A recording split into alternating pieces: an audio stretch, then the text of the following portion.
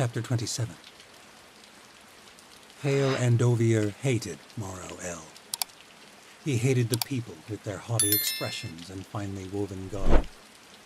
He hated the slender, curved architecture, the way the towers of the nobles' estates glowed all across the city at night, and the imposing magnificence of the White Citadel.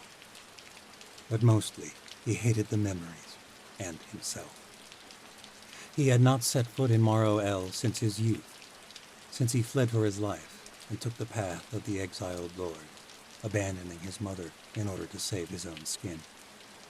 Of course, he could not have saved her. If he had stayed in Osha, they both would have perished, but he hated himself all the same. It was in the grand city of his boyhood that he discovered his Watcher abilities, and it was the near irresistible temptation to use those abilities that led to his mother's execution, and to the eventual demise of House Andovier. Cale stood on a balcony halfway up the towering citadel and looked out over the city, letting the memories plague him. Kira's quarters were next door, and he wished he could talk to her. But they had barely spoken a word since they'd left the city of Pendrot. He did not know what to do. She had pledged their allegiance to the Chancellor, and Cale longed to tell her this was madness. He longed to tell her of Lazarus Delai and the Saints of the North. Somewhere in this city, the old sorcerer was secretly directing a rebellion that needed their help, and he did not know what to do. He feared they had walked straight into a mire. This city would be the death of them both. The more they tangled themselves in the schemes of the players in this game, the more harm they might cause. But what else could they do? All the Watchers were here. Wren and Vaughn and a few others remained in the dungeons beneath the White Citadel. Meanwhile, Daja Bhati was one of the rising leaders amongst the Sky Guard, and many of the others had joined as well. Perhaps they were sincere in their treachery, or perhaps they were biding their time. It didn't matter. The Chancellor was bending them all slowly to his will, and the thought made Cale sick. But Kira did not trust him, for he had been the one who had begun this progression, and until he knew what was truly going on with the Saints of the North, he could not risk telling her or anyone. He was not sure it was worth the risk at all. If he went down the path of rebellion, he would put an end to any hope Kira had of regaining her sight, and he might very well get them both killed, maybe the others as well, including his brother. And for what? The Chancellor was stronger than ever. Magic had returned to the world without the Shadow Watch, and any hope stirred up previously by the Gallows Girl had surely been quenched after the Chancellor used magic to save the city. Astoria Burrowdye was said to be to blame, and from what he had gathered during the past week traveling across Osha, the people were happy to believe that Shenzad. According to Nyla, before the war with the Rulocks, the Saints of the North had been gaining influence amongst the Lowborns. Uprisings had stirred up across the Empire, but there had been no activity since the Battle of Gods and Monsters. If he joined them, he might kill everyone he loved for nothing. Still, something about the idea tugged at him. What is Lazarus up to in this wretched city? And how in the abyss is he the one leading this rebellion? How is he even alive? The old sorcerer had once taught him that, despite his mother's tragic death, his gifts were not a curse. Cale had discovered the beauty of his magic under the man's tutelage. Cale had believed, then, that he had been given his gifts for the purpose of bringing magic back to the world. He had helped Lazarus gather the Watchers that formed the commune on the Isle of Jala, and Lazarus had led him to Kira. And somehow the man had returned from the dead. According to the Nightling, he had truly risen from the dead, which made no sense. But nevertheless, he wanted to see Cale.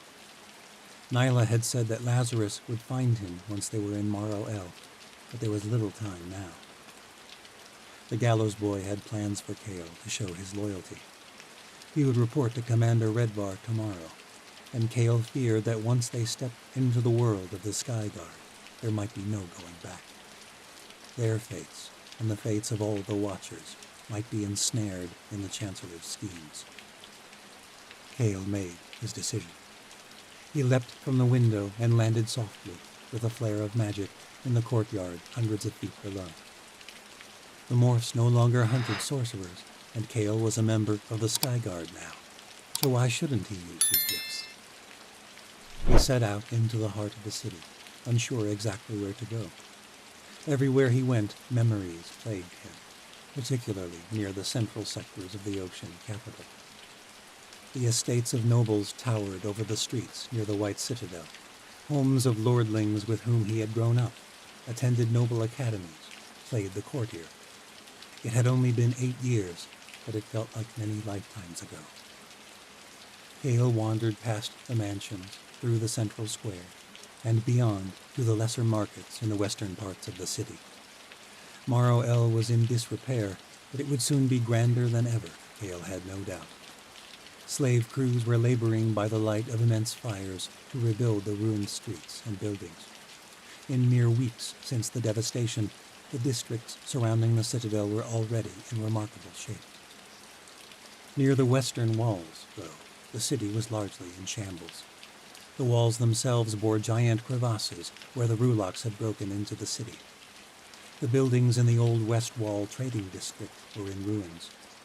But there was one night house that lit up the night like a beacon drawing lost sea vessels to a better place. Patrons' laughter echoed from within. The minds of bawdy men and women filled Cale's sense, and a ramshackle sign hung over the curtained front door. The Tamed Beast. It was no match for the scarlet lace of Cale's youth, and likely had never been so fine, even before the devastation of the Rulocks. But a pair of beautiful nightlings in emerald gowns stood at the steps and ushered people into the run-down building. Cale nodded to them as he entered. A minstrel played jovially within. Nightlings danced seductively in scanty clothing from a stage at the center of the room, and patrons howled in drunken pleasure. Cale found a seat near the back of the room, ordered an ale, and waited. He hated these establishments, but he supposed a run-down joint like this would be the best place to look for someone connected to Lazarus Delay. He reached out with his mind for thoughts directed at him, but the room was a muddle of lust and drunken stupors. He kept expecting someone to approach him, to notice who he was, maybe even sneak him another slip of paper with that treacherous gallows symbol. But the nightlings hardly paid him any mind. When it became clear he was not looking for a journey to the upstairs rooms, the nightlings began avoiding his corner completely. He noted their scathing glances from afar. He was taking a seat away from a more profitable patron. An hour passed, and no one came. The frivolities increased. The dancers reached greater degrees of undress as the night went on. Another hour, and still no one approached Cale. It was near midnight, and the tavern was filled to the brim with men and women, murchers and small house lordlings, even a few lowborns. Estate managers and guards, most likely. People pressed into all corners of the place, and their minds became a weight on Cale's sense. But still, no one came. More than a few eyed his table, which bore nothing but an empty mug, but he kept his hood up, glared, and they moved on. At last, a beautiful ocean woman in a fine and not quite as revealing gown, who Cale suspected was the mistress of the establishment, approached from across the room. Cale had noted her gaze on more than one occasion. Perhaps this was the informant he was looking for. Her sardonic voice informed him she was not. "Look here, lordling, we don't cater to loiterers. You've been here for hours, and you've not bought company nor a bed." "I bought a drink," said Cale. "Aye, and your mug's been warm and empty for 2 hours. My girls say you rejected their advances as well as their offers for another mug. You're making them nervous." "I'm a paying customer. What's it matter?" "You're a waste of space, lordling. This is the only night house in the West Wall that survived the war, and in a few weeks more taverns will be popping back up, and it will be business as usual. As far as I'm concerned, this is our chance to roll in this opportunity. And you're hurting my goddamn business. 4 gents could sit in this corner, and you're back here making my patrons wary just by your brooding face. Now you can make a choice. You can purchase a tumble in the sheets and keep the drinks coming. You can find someone else's tavern to mope around in. A pair of immense guards came and joined the mistress, and Cale took the hint. All right, I'm leaving. Cale cursed and exited the tamed beast. He left the west wall and was wending his way south toward the more refined Merching district, sticking to narrower, less traveled lanes, when a sudden hand grabbed his cloak and pulled him into the shadows. It was Nyla.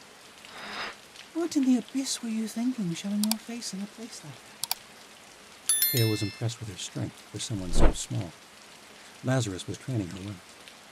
What are you doing in Morrow El? Nyla grinned slyly. I followed you here. Lazarus owns most of the establishments along the South Road, so we're able to travel easily between ocean cities. You were supposed to wait until he's ready to see you. It's all over the city that a company of Yanadi arrived with recruits for the Skyguard, and with a long-lost member of the cursed House of Andovia. Really? You've been away from court a long time, haven't you, Lord Then? Cale rolled his eyes. I need to see Lazarus, now. Can't happen. The hangman doesn't show his face on demand. It's too risky. Cale cursed. If he wants anything from me, it will have to be now. I report to Commander Redvar tomorrow morning for a special mission. Nyla was silent a moment. She blocked him from her mind, but her silence was enough. So soon? He wants me to prove my loyalty. I have a feeling the Chancellor plans to use my cerebral abilities for his schemes again. The Queen's wedding gift, Nyla mused. They're going to use you to find the gallows girl. Cale nodded. The commander never said it outright, but I suspect that is his intention. So now would be an excellent time for Lazarus to tell me what he wants. Shenza, said Nyla. Then, without another word, she turned and walked away, making for the end of the lane. What are you doing? Nyla turned, her movements soft and fluid. Come along, Cale. Keep close and shut up. I'll take you to see your old master. The Nightling led Cale to the edge of the Merching district. Though it was not a district for high nobles, outwardly there was little difference. The higher Merchers lived like nobles. Some were from lower houses, but many were foreigners and lowborns who struck fortune in trade. Cale guessed the most successful were those who dealt in human fare. The high estates of the district sat on a hill, which was walled off from the lesser parts of the city. The area appeared to have been untouched in the recent war. The estates were made of marble, with high towers and windows made of magnificent stained glass. Thought you'd find Laz in the back of a night house, did you? Nyla said amusedly. She giggled to herself, and again Cale was struck with how young the girl was. How old are you? What's it matter? Have it your way. You're no fun. You give up too easily. She giggled again. 16. Gods. What?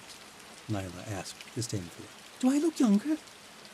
No, you've been through much for your age. The Nightling shrugged.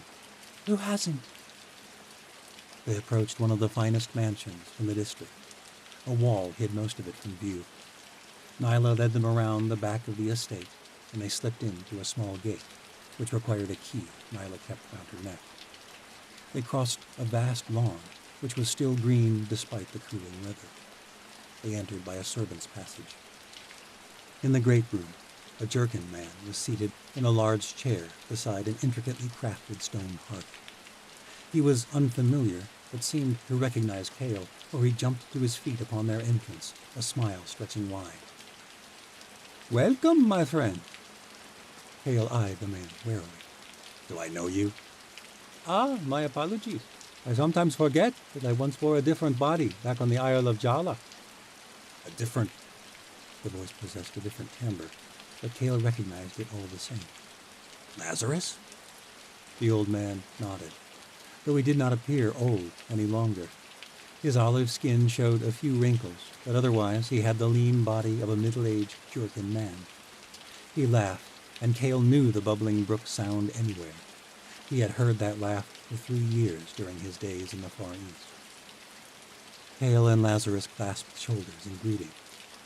"I saw you die," Cale said. Lazarus laughed. "So you did. So you did." "How are you here? Was that even you who died when the morphs attacked?"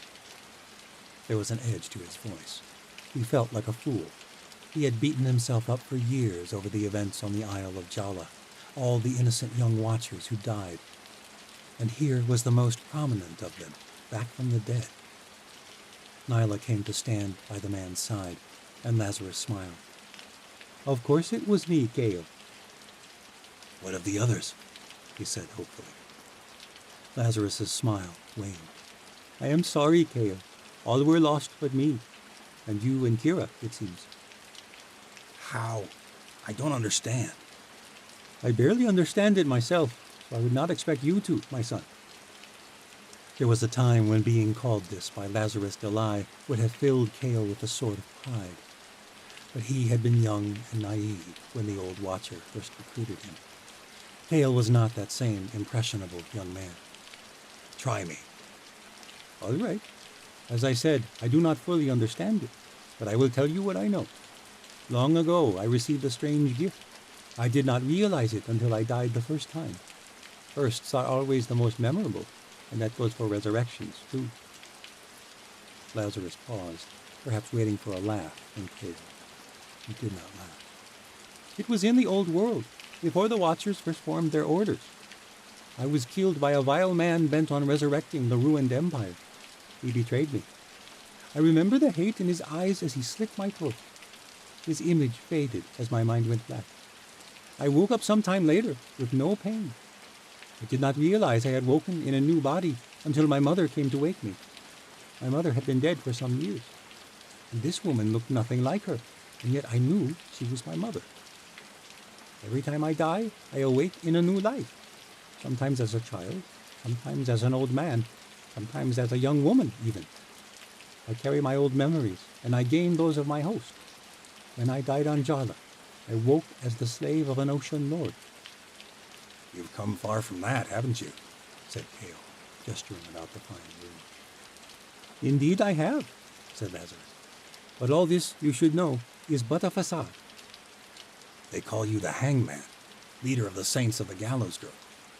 "That is what they call me, yes." "Your little rebellion seems to be in shambles, from what I hear." The man's calm spirit annoyed him, and Cale sought to stir a rise from him, but without luck. "And what do you hear?" Lazarus said without emotion. "The people, even the lowborns, blame the Gallows Girl for the Rulock attack, and for all those other foul beasts who returned to haunt our world." "And do you believe them?" "No," said Cale evenly, "but it doesn't matter." "It's all that matters. You believe the truth. And as long as there are some that do, there is hope." "The people once put their hope in the story of Buradai, but she has not been seen in months. The Chancellor and his Darkling Witch, however, are fixed firmly in their memory, their songs and their myths." Lazarus sighed and nodded. "You speak truth, Cale. You have never been one for foolish talk. It is a trait I have always admired in you." "You wish to recruit my help, but it seems to me I would be signing my own death warrant. And for what?" Lazarus turned to Nyla. "My dear, would you have Harl and Jury ready my carriage?" The Nightling smiled sweetly at him and left. It was clear that she admired him a great deal. Cale had once, too. "That's it," said Cale. "You're not going to try to persuade me?" Lazarus shook his head. "It seems your mind is already made." Cale grimaced. It ought to be made, but there was still a part of him that wanted to know what Lazarus had planned. Lazarus walked toward the door. "But if there is any part of you that wonders whether there is still hope for revolution, I would invite you to accompany me on a brief expedition. There is something I'd like to show you." "I report to the Sky Guard in the morning." "Well, it will only take a few hours. And as I recall, you have never been one for beauty rest. Hale cracked a smile. All right, show me. Chapter 28. Cale and Lazarus rode through the dark streets of Morrow El in an ebony coach made of sleek balak wood from the southern world. The plush seats were extraordinarily comfortable, and the ride was smooth.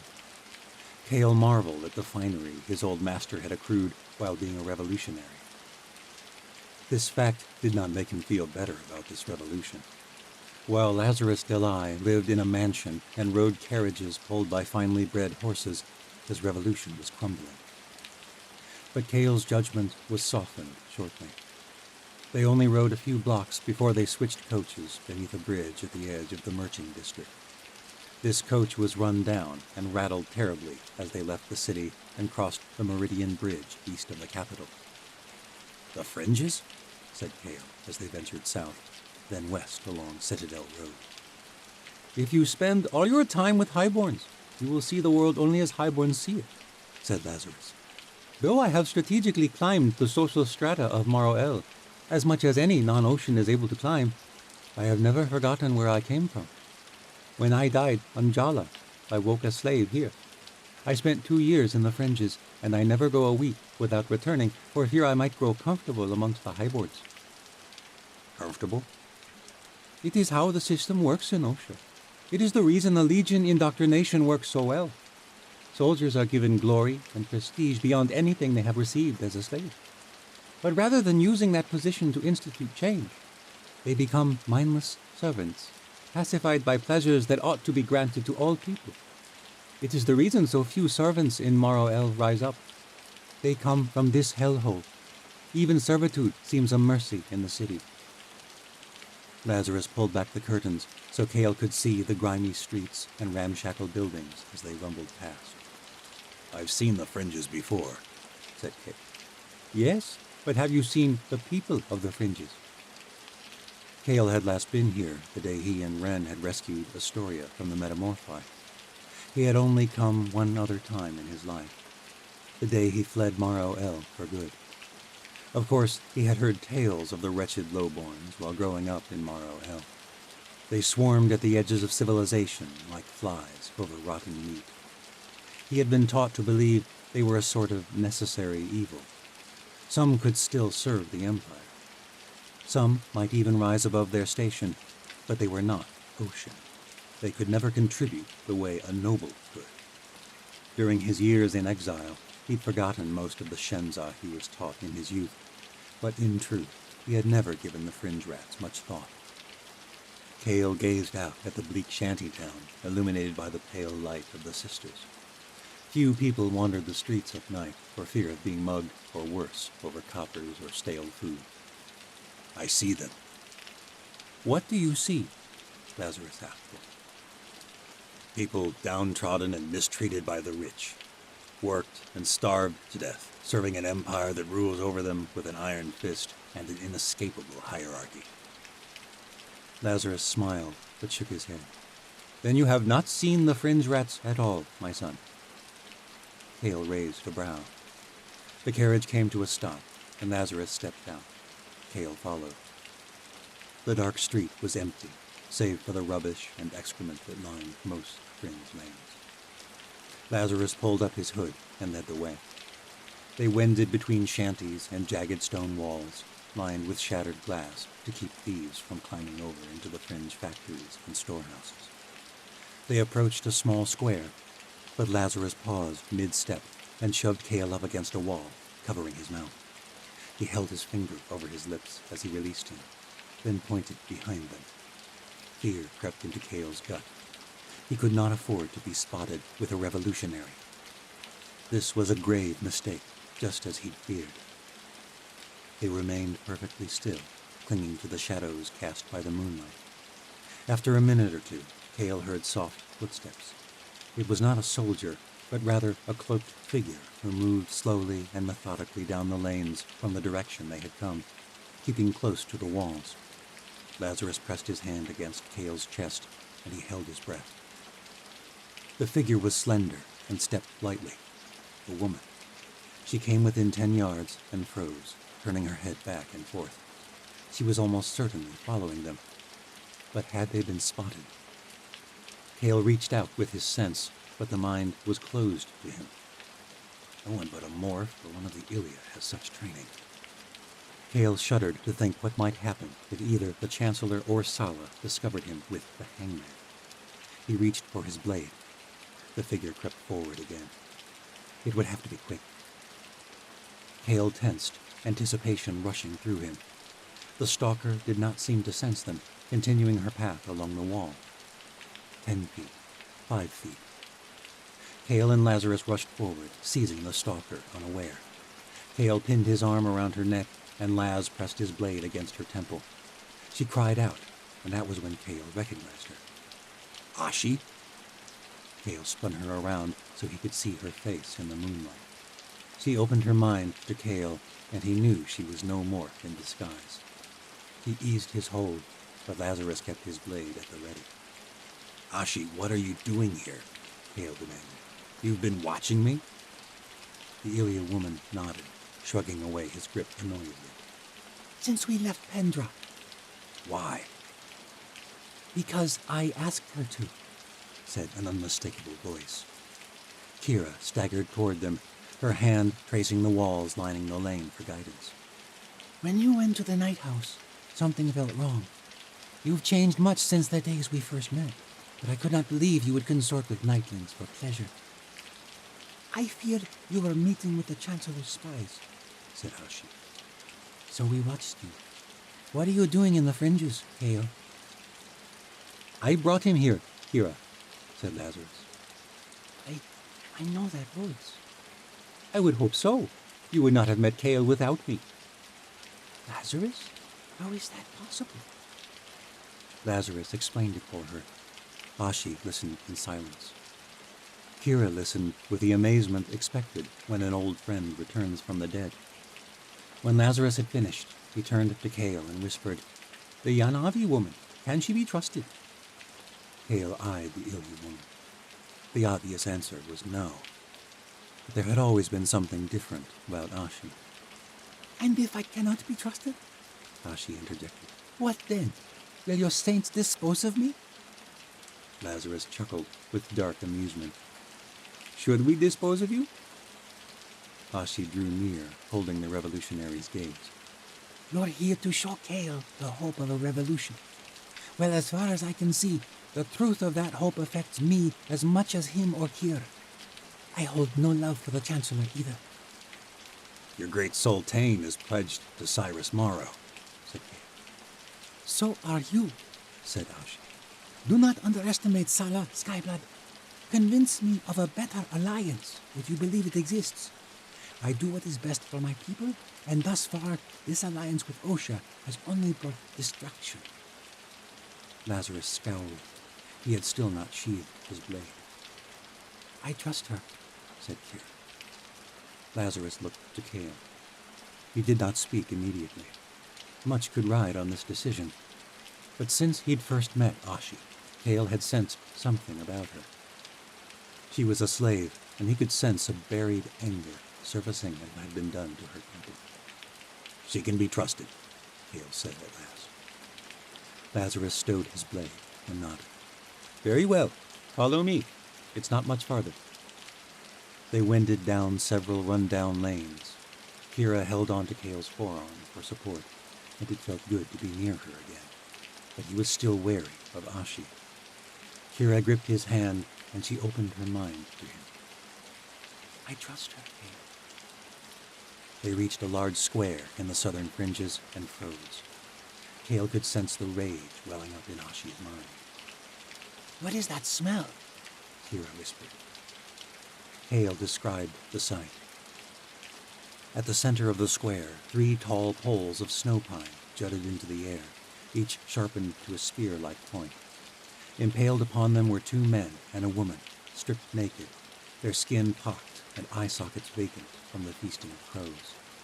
The poles pierced their rectums and emerged at the neck or skull. The corpses were swollen and gruesome, coated in grime and dried blood. Lazarus led them closer. and Cale recognized a familiar symbol etched upon their bare chests.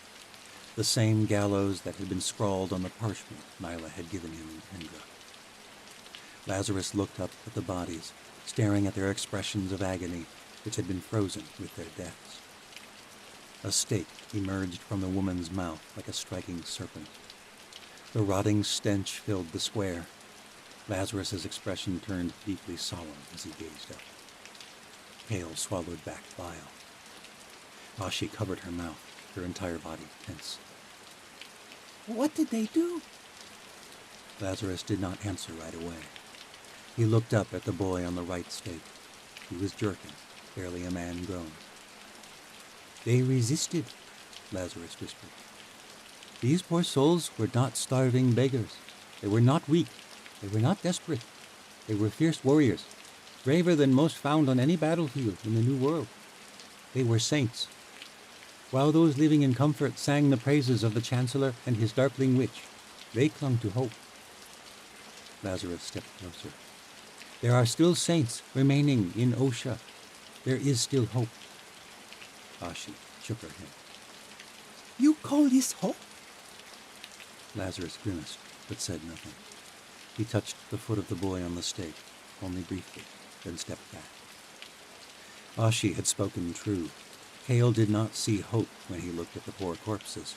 He saw the futility of resistance. He saw the scars on Kira's face. He saw Daja and the others who had joined the Sky Guard, rather than face such a horrific fate. Was this all Lazarus had to show them?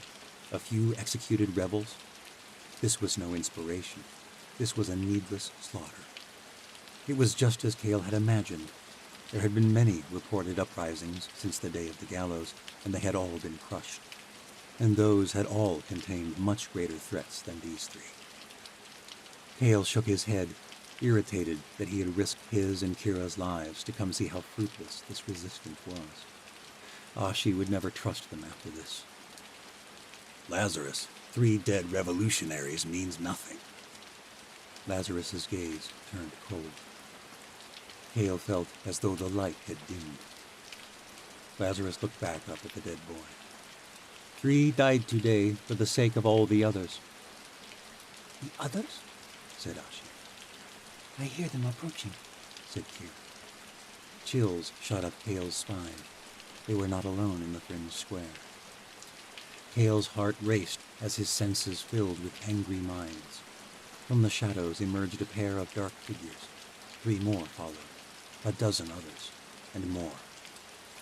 The square slowly filled with people in ragged cloaks drawn to hide their faces. 50 at least, maybe 100. They gathered around the impaled corpses in silence. Kira gripped his hand tight. Lazarus gazed up at the boy on the spike. He did not turn to them as he spoke. We saints have not yet begun to rise. The saints silently removed the stakes from the ground, then carefully, almost tenderly, removed them from the bodies of their fallen comrades. The rotting stench grew worse, but the people seemed unfazed. The corpses were wrapped in dark cloths.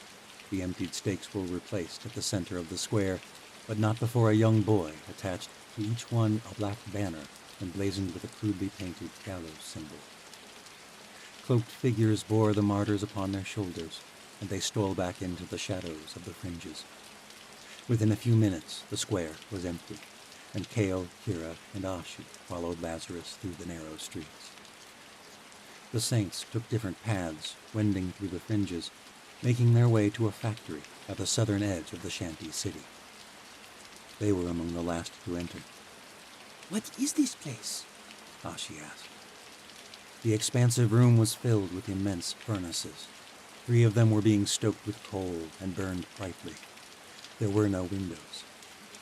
The only evidence of this meeting were the 3 stacks emitting smoke from the roof, and Cale doubted it was uncommon for factories to run through the night. He had not thought twice about the site until he saw the gathering within. You own this forge? Cale asked, turning to his old master. Lazarus shook his head. This is not just a forge. Lazarus drew his attention to a space at the end. It was lined with sabers and helmets and shields. Most armories are owned by high nobles. It helps keep weapons out of the hands of the lowborns who craft them. This one happens to belong to a certain noble sympathetic to our cause. The last of the saints had arrived. There were even more hooded figures in the room than had been in the square. They gathered around the lit forges, and Lazarus stood upon an anvil to speak. "Friends, we are here to set to rest 3 saints who paid the ultimate price for our revolution. They volunteered for this mission, and through their sacrifice, others were able to seize the precious Morgathian cargo before it reached the capital. So it is to these 3 we offer a great bit of gratitude as we return them to the other." The crowd uttered a soft prayer. "Ilesa volonai, menasa elonai, utlesa sheshonai, elesa renonai." What are they saying? Ashi whispered. I've never heard the language before. Said Kid. His mother had taught him prayers to the old gods, but this was something different entirely. It was an ancient tongue. I think it's from the old world. Kira murmured. Doesn't sound like any old tongue I've ever heard. Said Ashi. Lazarus raised his hands and gazed up to the sky. "May the other grant our brothers and sister safe passage to the world beyond. May they be hailed for their bravery, for their hope, for their sacrifice." There was a second strange utterance. The cadence was reminiscent of the death rituals of the southern world, but this particular burial rite was not from any culture Kale knew. What is this other he speaks of? A new god? Kale had never heard Lazarus speak of it during his years in Jala, but the foreign nature of the ritual did not unnerve him. There was beauty in it. A trio of young girls drew back their hoods and danced an aggressive step around the bodies. All the other saints chanted softly, like a collected whisper, but the girls moved to the rhythm as though it were a thunderous drumbeat. "Elesa volonai, menasa elonai, utlesa sheshonai, elesa renonai." Cloaked figures bearing small sacks sprinkled dirt upon the wrapped corpses. Then they lifted the bodies and pushed them into the fiery furnaces. The chant grew more intense. The bodies ignited with a quick flash. The dirt must have been gunpowder.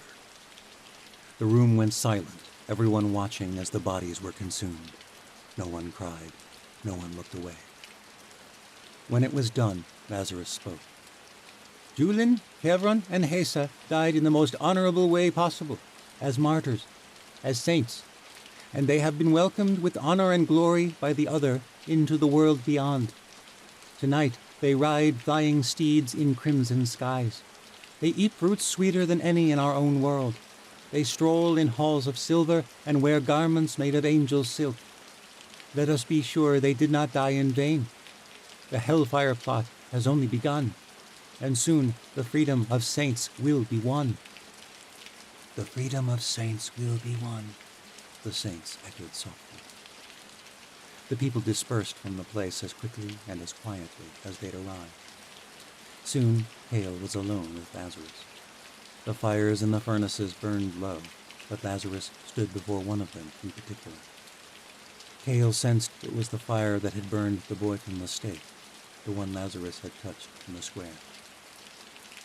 You cared for the boy, said Hale. "You're in my head," said Lazarus. "Good." "Who was he?" said Kira. "Julin was my son." "I'm sorry." "Rather, he was the son of my host. I fathered him only in the years since I left Jala. I brought him up, showed him the truth about this world, showed him his potential. Similar to the way I guided you and Kira and all the others. In a way, I suppose he helped me mourn their deaths. He was a fine boy."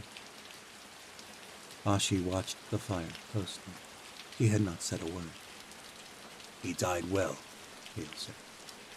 "Yes, he did. Hale, I cannot tell you how relieved I was when I heard you were not dead. And I am glad to see you too, Kira. It saddens me to see what the Chancellor has done to you. So tragic for one with your incredible gifts. Even more for the guilt you both carry." Kira held on to Kale's arm, and her grip tensed. Guilt? Said Kira. Or what happened to the others on Jala? Or what happened to the Watchers and the Crooked Teeth? Neither of them responded. I sense guilt in you as well, said Lazarus, turning to Ashi. She still gazed at the fire. Or what has happened to the Red City? Ashi merely nodded. The first Chancellor rose to power, thinking he was saving the world by putting an end to magic. But the reign of the Chancellors has brought nothing but suffering and injustice. And it is time for us to rise up. So I ask you, do you still believe? In what? Said Kale. In hope. Kira was the first to speak. I hope to free the Watchers we failed. They are imprisoned in the White Citadel. If we join your saints, we may very well condemn them. My brother is among them, said Kale. Lazarus nodded. And does the fear of what will happen to them sway you as well, Kale? I am swayed by many fears. I regret much that I've done in my life. But more than anything, I wish to right my wrongs. For your friends? Lazarus asked. For as many as I can. And you, Ashi? Ashi turned to him. I do what is best for my people. Lazarus looked at the flames that had now consumed his son's body. Sometimes a few must be lost so that many may go free. Sounds like Shenza. Ashi muttered. Lazarus chuckled. Most truths do at first, because truth makes us uncomfortable. It is too absolute, like death. I have seen much death in Osha, said Ashi. I fear what may come of my Sultan's alliance with the White Citadel. For my people, and for the slaves who labor here as well. Kale looked his old master in the eyes. You truly believe your resistance stands a chance? I do. You have seen but a fraction. Our networks are extensive. There are saints in every city and village in Osha. There are saints on the Chancellor's own High Council. Who? Kale asked. Lazarus smiled. Few, even in our highest ranks, know that. Kale looked to Kira. The scars on her face saddened him, but he could sense her desire, and he knew what they must do. He looked to Ashi, and she nodded solemnly. What is the Hellfire plot? Said Kira. And who is this other? Ashi asked. I'm afraid I won't be giving away all our secrets at once. You must earn such information. You will have to choose, I'm afraid. I cannot heal Kira's eyes. Few Medicis could. I expect the only one able is the one they have serving the Chancellor, the one you came to Morrowill to see. I have no Medicis to offer you. Kira gripped Kale's hand. There are worse things than losing sight. I cannot promise the freedom of your friends either, Lazarus said. If the opportunity arises, I will do what I can, but I have greater priorities. Kale and Kira nodded. Ashi scowled. And the Yanavi? The saints fight for all people, the Yanavi included, but no one receives special treatment, and no one wins until the Chancellor is brought low. Kira grabbed Ashi's hand, and the Yanavi slave nodded her agreement. What can we do? Your new position in the White Citadel offers a true advantage to our plot. In what way? Said Kale. The Chancellor wants me to track down the Gallows Girl. Yes, word has spread of the new queen's request for her head at their wedding feast. And when I refuse, we will be forced to flee, Kale said. Lazarus shook his head with a dark laugh. Not at all, my son. I don't want you to refuse. I want you to find Astoria just as the Chancellor requests. I want you to bring the Gallows Girl to Morrowill for the wedding. How else can her saints be expected to rise? Chapter 29. Tension that rivaled wartime strife filled the chambers of the High Council. A series of small uprisings had occurred in the night, and to make matters worse, the Chancellor had invited his queen-to-be to the council meeting. Though the nobles did not voice their outrage at having an outsider in their inner circle during such sensitive circumstances, Cyrus Morrow could feel it dripping from their breaths. But he had won the battle of gods and monsters. He had won the love of the people, and the high nobles needed to be reminded that it was he who ruled in the White Citadel. And he needed to keep Vashti Borodai happy for the time being, especially since her brother's spies had arrived in Morrow El. Though he would never speak it to the council nor anyone else, he knew his empire stood at the edge of a great precipice. The alliance with Sala Borodai was of paramount importance, especially with the latest whispers of the Witch Queen's suspicious activities. There are so many pieces to this goddamn game.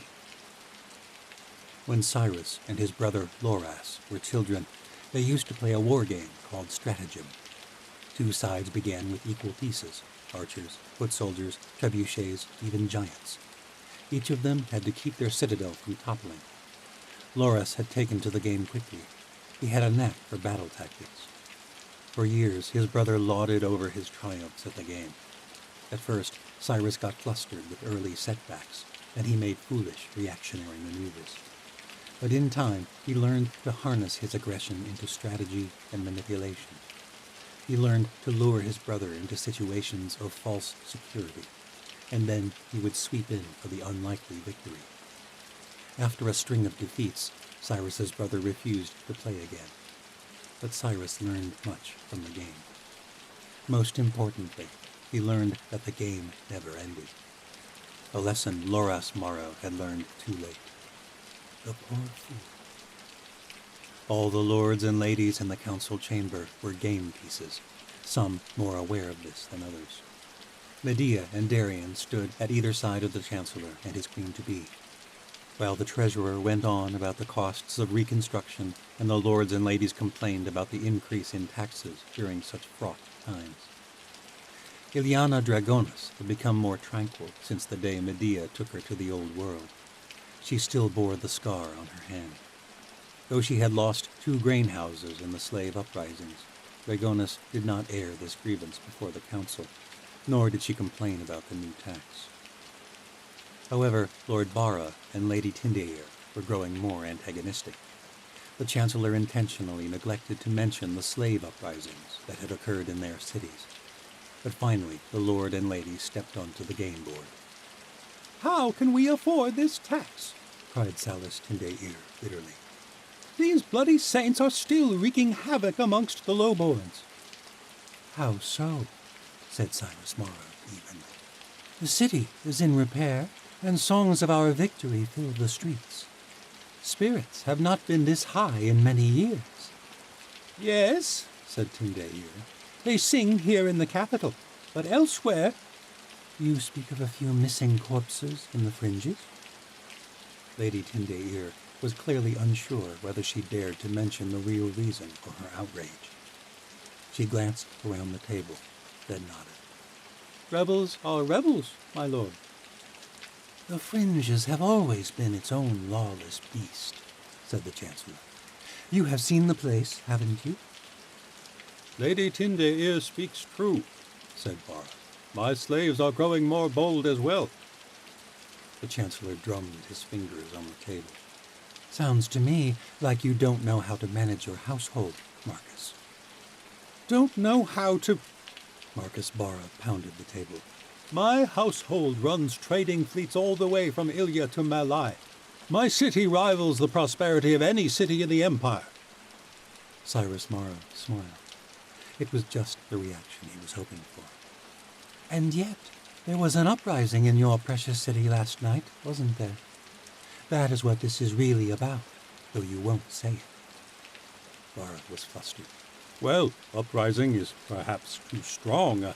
And you, Salis, you are far from worried about a few missing corpses in the fringes. You are angry about your missing caravan from Morga. Lady Tindair crossed her arms, but she did not deny it. Train better guards, said Cyrus Morrow. Or better yet, pay them a decent wage so they can't be bought by the first rogue mercher who offers them a handout from her thick purse. "I lost 3 ships in that uprising," cried Bara. The Chancellor resisted the urge to laugh. Your slaves are not my concern. I have an empire to rule. Figure out how to make your slaves happy and be done with it. You could take a note from how they behave here in the capital. Lord Bara pounded the table again. As long as the damned gallows girl lives, these saints will keep rising up. The Empire is in danger. You're right, Marcus. Perhaps I should have left the city to you during the Rulock attack, while I scoured the world for her. You created this problem, my lord, said Lady Kindair. She would not quite look him in the eye, which pleased him. Bara pressed on. Why should our household suffer because you did not dispose of her the first time? Both Bara and Tindair tensed, their eyes passing from Cyrus Morrow to his darkly witch. The Chancellor was glad to see they feared suffering the same fate as Ilyana Dragonis. Her silence had surely heightened the tension for all in the room. But Cyrus Morrow knew that sometimes it was best to show mercy and admit past failures. For the first time in your tirade, you are correct. I will not take the fault for your slaves, but it is true the gallows girl is a monster I created. And now that the Empire has been saved from the Horde, it is time to slay one more monster. He noted the way Vashti's eyes lit up at these words. The Chancellor turned to Commander Redvar. Bring in your tracker. Redvar went to the door and was quickly back in the room with Captain Sardona and the Skyguard's newest recruits, Kale Andovier and Kira Fane. They walked with their heads high. The Chancellor noted the ease with which the blind watcher moved. She held on to Kale's elbow lightly, but her feet fell with surprising precision. They knelt before the Chancellor, and he bid them rise. Lord Andovier, under the old rule, your house was put asunder because of their adherence to the old ways, because of their affinity for magic. My father's act, though, like the acts of his father before him, is in my mind an abomination, a tragic waste. But things are different now in the White Citadel. Commander Redvar sees this act as a sign of loyalty. Upon the successful capture of the gallows girl, he plans to return your lady's sight and offer you both a place in the Skyguard. We will both be honored to serve you in this capacity, my lord, said Kale. The Chancellor smiled. An honor indeed, but I wish to offer you something even greater. You come from noble birth, Andovier. You deserve a place in this third world we are creating. The greatest threat to that world is the gallows girl. If you succeed in bringing her back, I would like to extend an even greater honor than the Skyguard. I would see the return of the Andovier estate. I would see you raised back to your rightful station as High Lord of House Andovier. The Chancellor felt a twinge in his mind, and he knew the Watcher was trying to determine his authenticity, and he let Kale see it. The young lordling smiled. I would be honored, my lord. Kale bowed. Medea moved to the front of the room, a giant window that overlooked the city. Commander Redvar stood at her side and addressed the council. Lords and ladies, the gallows girl has eluded our scouts for 2 months. But now we have a tracker who can detect watchers across great distances. Amplifying his skills with the Godstones, Medea will be able to sense Astoria's gifts, and we will know where to find her. Kale Andovier knelt before the window. He looked nothing like the desperate little boy who had bent to the Chancellor's will in the Red City. He held his head high and faced his fate without trepidation. Medea gently grasped his head with her long fingers. Kale closed his eyes and arched his neck back. There was a stunning, invisible energy that enveloped the two. Medea's eyes went wide and appeared to mist over. The search did not take long. After less than a minute, Kale's body relaxed, and Medea released her grip. She turned to the council. The gallows girl has fled to the great white north, to Ikala. Kale Andovier did not rise at once. His body was spent from Medea's intrusion into his mind. The Chancellor strode over and helped him to his feet. I applaud your willing contribution to this mission. Not long ago, I was given no choice but to force your hand. Now you come willingly. That good faith will not be forgotten, Lord Andovier. Hale bowed his head. Thank you, my lord. To ensure your full cooperation, Kira will be joining Commander Redvar on this hunt in the north, while you serve here in Morrow El. It was Kira's turn to bow.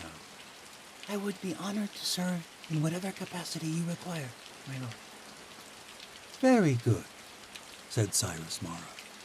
I see you also have learned your lesson since the Red City.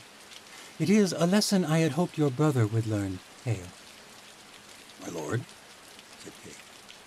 The chamber doors flew open, and Daja Bhati entered, escorting Ren Andovier in chains. He had aged much in a short time. His beard was graying despite his youth.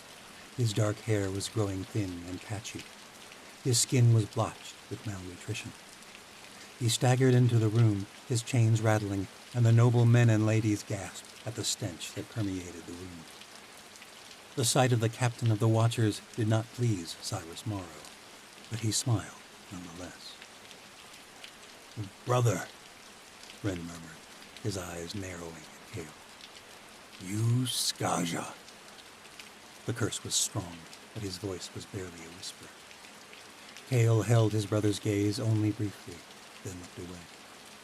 The Chancellor laughed. Hale, I offered your brother the same opportunity, but he did not receive it with the same gratitude. He has not learned his lesson, I'm afraid. Why have you brought this traitor? Asked Lady Tindair, covering her nose with a handkerchief. He smells like horse shit. Cyrus Morrow made a show of his amusement. I believe that is actually his own excrement. Ren said nothing. His head slumped forward. His muscles were fading quickly. He could not regenerate the way Tori had when she'd endured the Chancellor's bloodletting. Ren would not last much longer under such harsh conditions.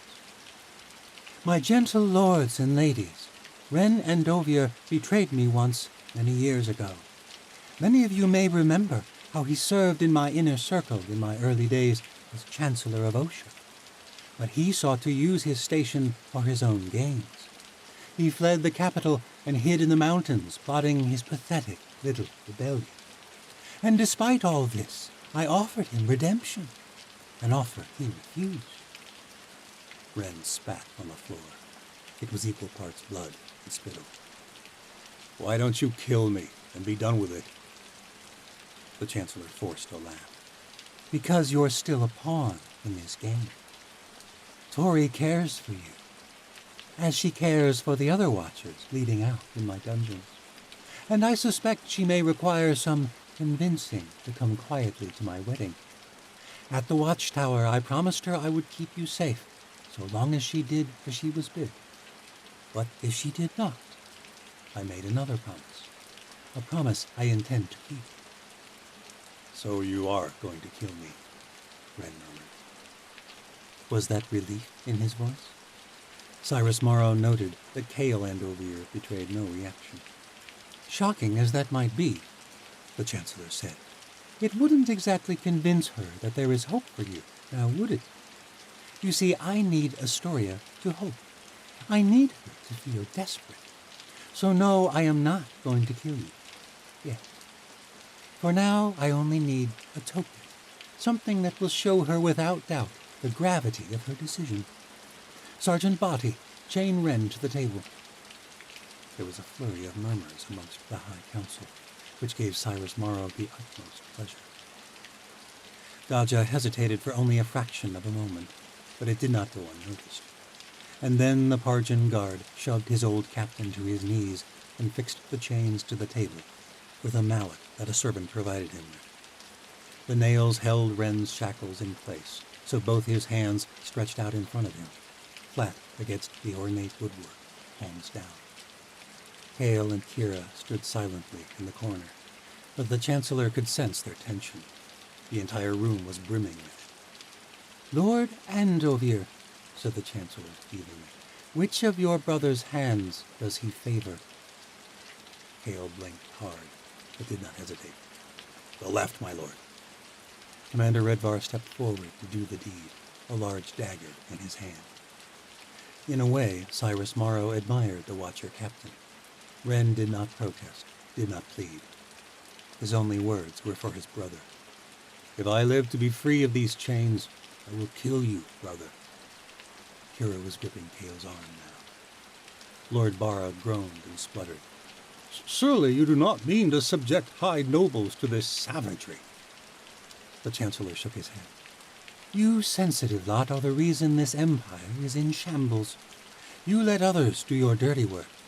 You sit in vast estates and turn a blind eye to all that transpires around you. I mean to remedy that. Commander, give Lord Barra your blade.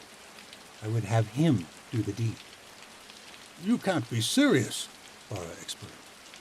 Would you deny your Chancellor? The room was silent, save for Marcus Barra's splutterings. Commander Redvar shoved the dagger into the Lord's hands. The Chancellor doubted that Barra had wielded a blade since his days in the Academy, which were far behind him. Barra fumbled with the large blade, but when no other nobles offered any protest, he reluctantly oriented himself to the task. He took hold of Ren's left wrist. Barra's hand was shaking. Hold it steady, Marcus. Lord Barra pressed the blade against Ren's skin. He closed his eyes briefly, then focused. You must choose, said the Chancellor. Chop it with one swift stroke, or saw it off with smaller ones. Barra looked like he might throw up. Ren gritted his teeth. Get it over with, Barra, you spineless worm. Lord Barra breathed for a moment. Every eye in the room was on Barra, and this pleased Cyrus Morrow most of all, for he had not commanded their attention. They knew what was expected. No one would look away. Finally, Lord Barra hefted the dagger above his head. It shimmered in the light pouring in from the window. Barra brought it down with a cry. The first hack did not sever Ren's hand completely. Lord Barra's strength had waned since his academy days, along with his dexterity with the blade. Blood splattered across the council table from the jagged wound, a shard of bone protruding from the mess of sinew and muscle. Ren grunted with pain, gritting his teeth tighter. Barra brought the blade down a second time, and then a third, and finally the hand came free, and Ren's left arm fell limp in the shackle that had bound it. Blood gushed onto the floor. It coated Lord Barra's fine garb like a butcher's apron. Blood speckled the faces of Lady Tindair and many of the other nobles, including the Chancellor. But Cyrus Morrow did not wince at the sight the way his feeble lords and ladies did. He plucked up the severed hand by the fingers and held it up for all to see. The skin was still warm, and blood dripped all over his robes. He addressed Darien. When you find the gallows girl, give her this token. If she resists, I will continue to send Ren to her piece by piece, and then I will start in on all the other Watchers who have refused to turn from their rebellion. If she does not surrender, it will not stop until they are all dead. Darien nodded and stowed the severed hand in a satchel. Blood quickly soaked through the leather. Ren slumped against the table in a heap, his stump oozing with blood. Lady Tindair, said the Chancellor, would you be so kind as to stop the captain's bleeding? I don't want him to die just yet. Lady Tindair eyed Ren with disgust, but she retrieved a handkerchief from her pocket and stepped forward. The Chancellor held her back by the arm with a laugh. I'm afraid you'll need more than cloth for such a wound. He pointed at the fire, roaring in the hearth. Captain Sardona retrieved an iron that had been sitting in the coals the entire time, unnoticed by any but the Chancellor. You'll need to sear it. Ren had made little sound during the severing, but his shrieks filled the room when the iron touched the raw nerve endings where his left hand had once been. Part 9. The Long Night. The Aleut were once many tribes, before the alien invaders displaced them.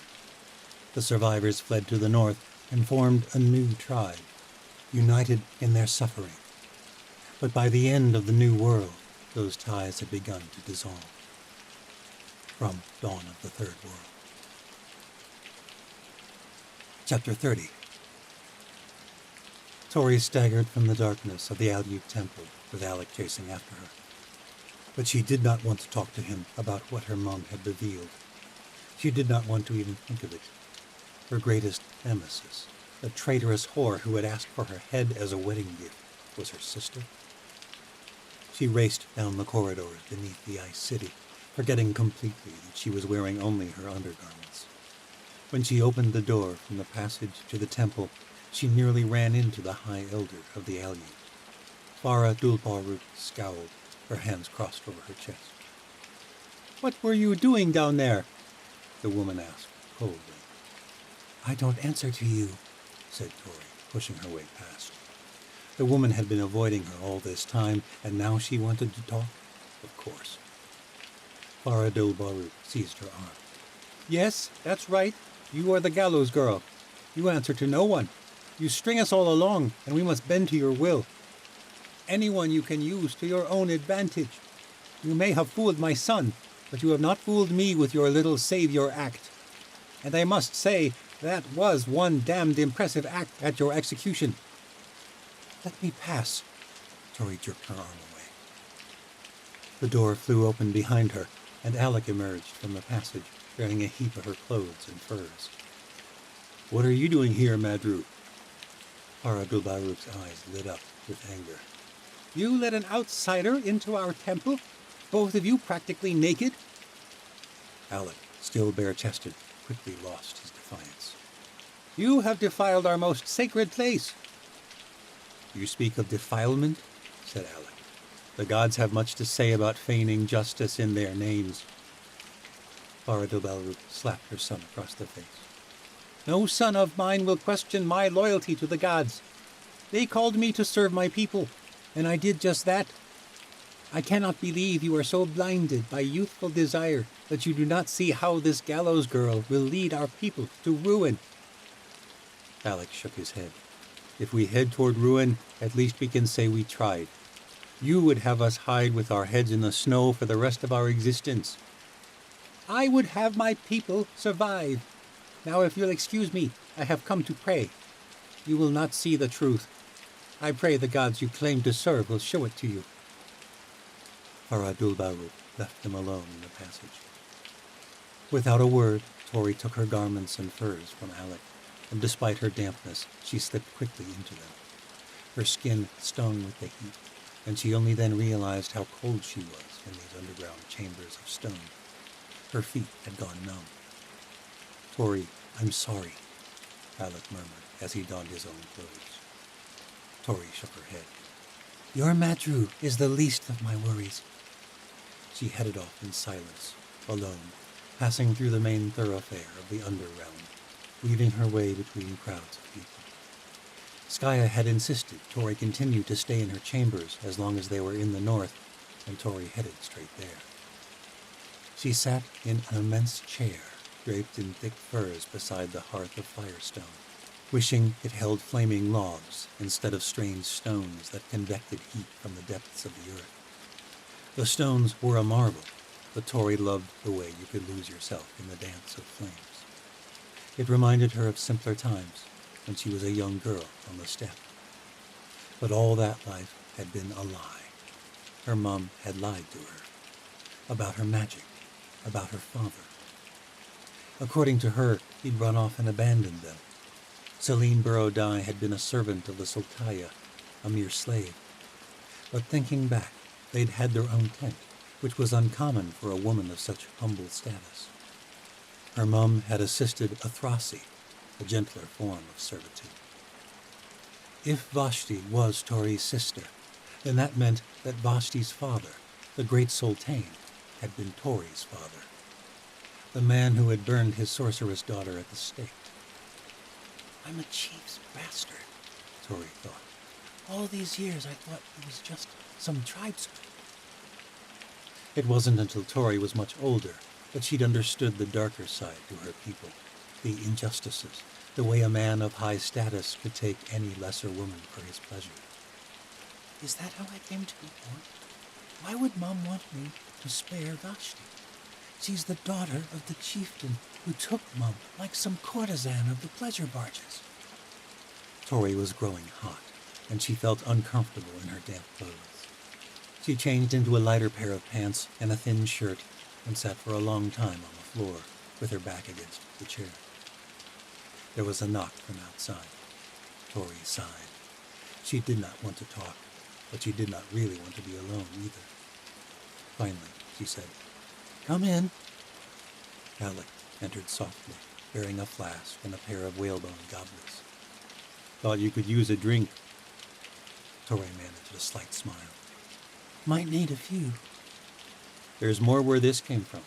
Skaya has a soft spot for the southern vintages, and the traders returned with a fresh shipment shortly before we arrived.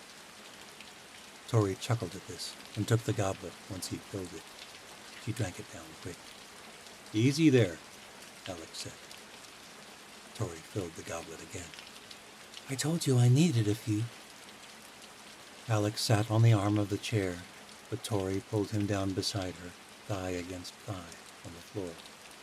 The skin of his forearm brushed against her own, and warmth rushed through her. He looked handsome in the soft blue glow of the ice fire crystals lining the walls, and Tori thought briefly of kissing him. She'd thought of it before, and it would be the perfect distraction. But Tori didn't want it to happen like that. She'd tried using a boy to forget her troubles before, and the last time it had been the trick of a morph. Tori pushed the dark memory away and set her goblet down. She stared at the dark firestones, which glowed ever so subtly with whatever fueled their heat. Alex said nothing for some time, and Tori was grateful. He could read her, and she liked this about him. She was glad she had him to help her lead the people of the North. She was glad he was here now, by her side, his skin against hers.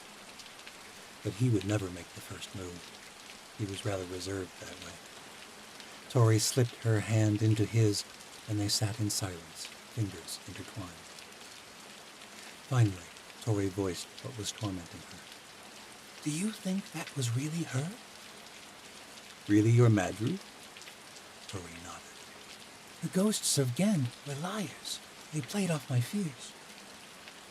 Alex shook his head. I wish I could say it might be true, but the temple does not work that way.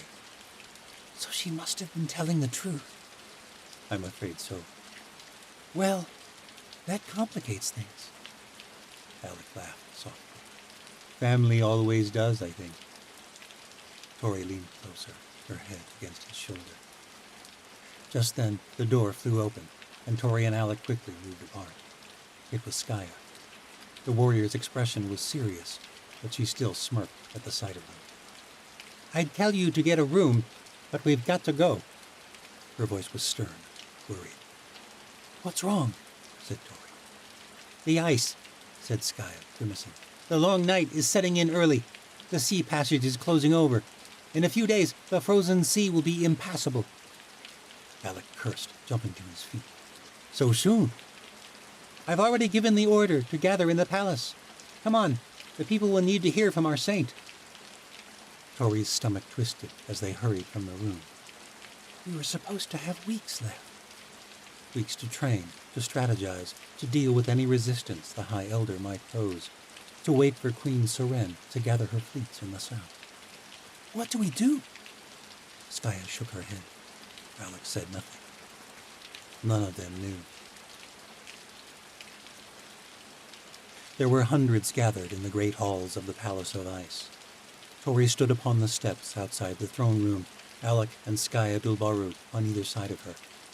The two remaining Aleut elders, for Farah Delbaruk was not present, and Garen Dulnarsuk had flown south with Seren Latal, stood at the base of the steps, their faces betraying their concern about this dark turn of events. On their way to the palace, Tara Dulhesek had implored Tori to stay in the north. It is a sign from the gods, I say. Surely you must see this. We must heed this warning. Thank you for your counsel, was all Tori had said, hurrying past the elder.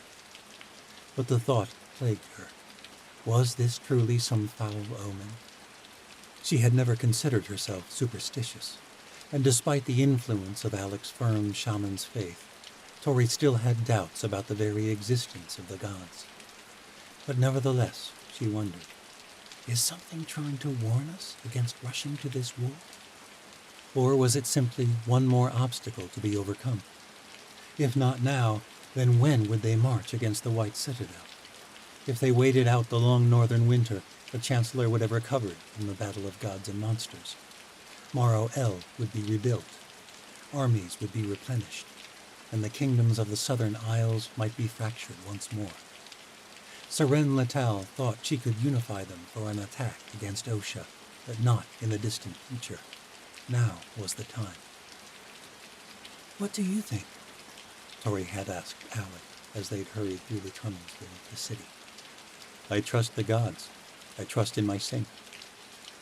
Your saint is a bloody symbol, Alec. You know this more than anyone. Now is the time for that symbol to be known. I am sure of that. Alec nodded his reassurance now, but Tori did not share his confidence. She felt queasy as she stood before the people of the north. Her followers. Some of them had followed her all the way from the Crooked Teeth, and though they had all watched her burn, their devotion was undaunted now. After her failed execution, the people saw her at the very least as their leader chosen by the gods, and to many she was a god come down in the flesh. Tori knew they would follow her if she commanded it, but would they follow her to their deaths? All eyes were upon her, hundreds of expectant eyes, children and old men, warriors and midwives, crooked folk and Aleut.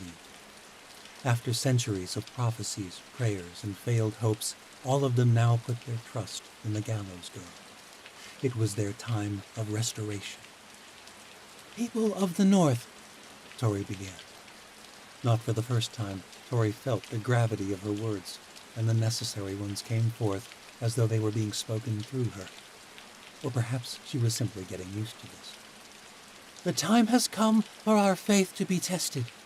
I hoped that day would not come for a few more weeks, but we knew this revolution would not be easy. When you chose to follow me, you knew there was a risk, but you believed. And so I must ask you to put your faith in me, in this cause, in this restoration, even more. The elders were shaking their heads, but Tori continued. The ice is setting in across the channels from Ikala. Every hour we wait, the greater risk it will be to sail south, and that is our greatest chance at surprising the Chancellor. He does not know what lies here in the north. He does not know of our alliance with the southern isles. Our numbers will not match those of the legions. That surprise is our advantage. An attack from land would prove too slow, and the passes of the Teeth are too treacherous to take such a large company. If we wait until spring, the opportunity may be lost, and so time is of the utmost importance. But I must confess to you, if we go, the result may very well be the deaths of many of the brave folk gathered here tonight. In the past, such grave choices have been made by elders and kings, chiefs and dictators. Throughout the world and throughout history, lowborns have been ordered by their betters to risk their lives, even for causes as noble as ours. But it is time for that sort of leadership to end. The elder's eyes widened with hope. I cannot ask that of you, good people of the north, so I leave the decision up to you. If you decide it, we will sail, and I will lead you to war. And if you decide that the risk is too great, then we will stay. A flurry of murmurs rose up among the people. The halls of ice resounded with cacophony. Lyran Dulvanu raised his hands, and the people quieted. You heard our saint. The risk is great. I say we stay. Tori scowled and raised her voice, trying to subdue her anger. Step down, Elder Vanuk. This choice is not yours to make, nor to sway in your favor. My saint, Elder Vanuk spluttered, I am merely looking out for my people, as all elders have done for centuries. Tori felt her senses rising up with bitterness. Yes, I recall the last time you looked out for them very well. You elders pushed your justice once before, and it is only thanks to the gods that I am here to tell of it. I have seen the way your kind lead, and the North has seen enough of it. This choice belongs to the people, crooked folk, Ikuvara, Karuva, Nukvana, and Tuva. Gather amongst yourselves, and when you've decided, we'll have a vote. The crowds were already grouped according to clans, as was typical for such gatherings. The people huddled up, and the room filled with thoughts, fears, and hopes. Terra Dulhesek watched from the outskirts as the clan of the forest voiced their thoughts. But Lyran Dulvanu stormed out of the room, an act that did not go unnoticed by his Karuva, nor the other Aleut clans. Tori feared the elder's voice might still have its desired effect. He's going to find mad fruit, said Alec. I'll wager all the ice fire in the north. Alec and Skaya remained at Tori's side while the clans convened. Leargay the Krokala hovered nearby, but Tori could not hear the buzzing of his wings over the din of the gathering. Skaya nodded. Her absence is not helping them either. Tori, you should have let us speak. We could persuade them, I'm sure of it. I could have spoken of the prophecies, said Alec. Tori shook her head. They know where you stand. You're here by my side. That's enough. But Tori, Skaya whispered, they may choose foolishly. They believe in omens, and this is a terrible one. They could ruin our chances. This war is only as strong as these people, said Tori. Of that she was sure. The choice must be theirs. If their hearts are not in this, then we would fail from the start. Have faith, Saru. Our people are stronger and wiser than you give them credit for. Alec gripped Tori's hand, and she was glad he was not voicing his sister's doubts, though she was sure he felt them, for she felt them as well. Benja Starzan had assumed the leadership role amongst the crooked folk, and Tori felt confident that they would choose to sail south. The fact that Terra Dulhesek had remained was promising for the Tuva, but the bear riders were led by Elder Baru, and Lyran Dulvanuk's cave folk would be doubtful as well. Meanwhile, the Ikubala were without their leader, and if they chose to stay, what then?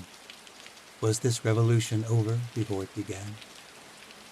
Finally, the clans finished, and representatives from each clan stepped forward. Tori hoped that Benja would be the first to speak. He might begin on a note of confidence, but instead a bear rider named Lysa stepped forward. She was a respected member of the Nukvana, and she had trained alongside the others for the past week, but Tori noted the faint sigh that Skaya failed to suppress when the young woman stepped forward. My kinsmen, the Nukvana do not take this matter lightly. We understand, more than many of you, the gravity of this choice for the coming war. It is clear there is a great risk for us all if we leave now. The ice may cut us off. The storms are legendary among the ocean coast this time of year.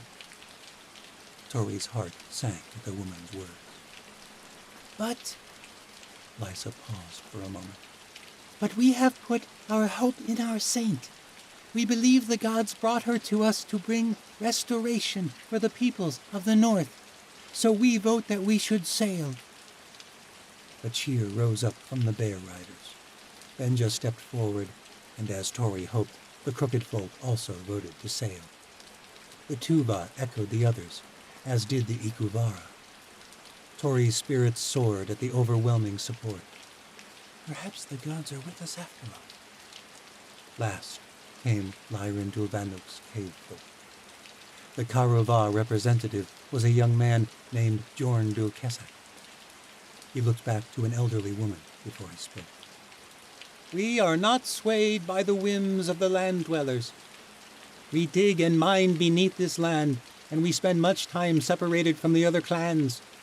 But we too have been moved by this gallows saint. We too have longed for restoration to the lands our ancestors knew, the lands they told us tales about as children. We have not forgotten those tales. Now is the time the gods have given us, and we would risk our lives to see our restoration come. Tori could not hide her smile. A tear streaked her cheek as she raised her hands for silence. The people have spoken. We set sail tomorrow. Chapter 31. Tori should have been sleeping. She needed it terribly. The entire day had been emotionally exhausting, but her mind would not let up.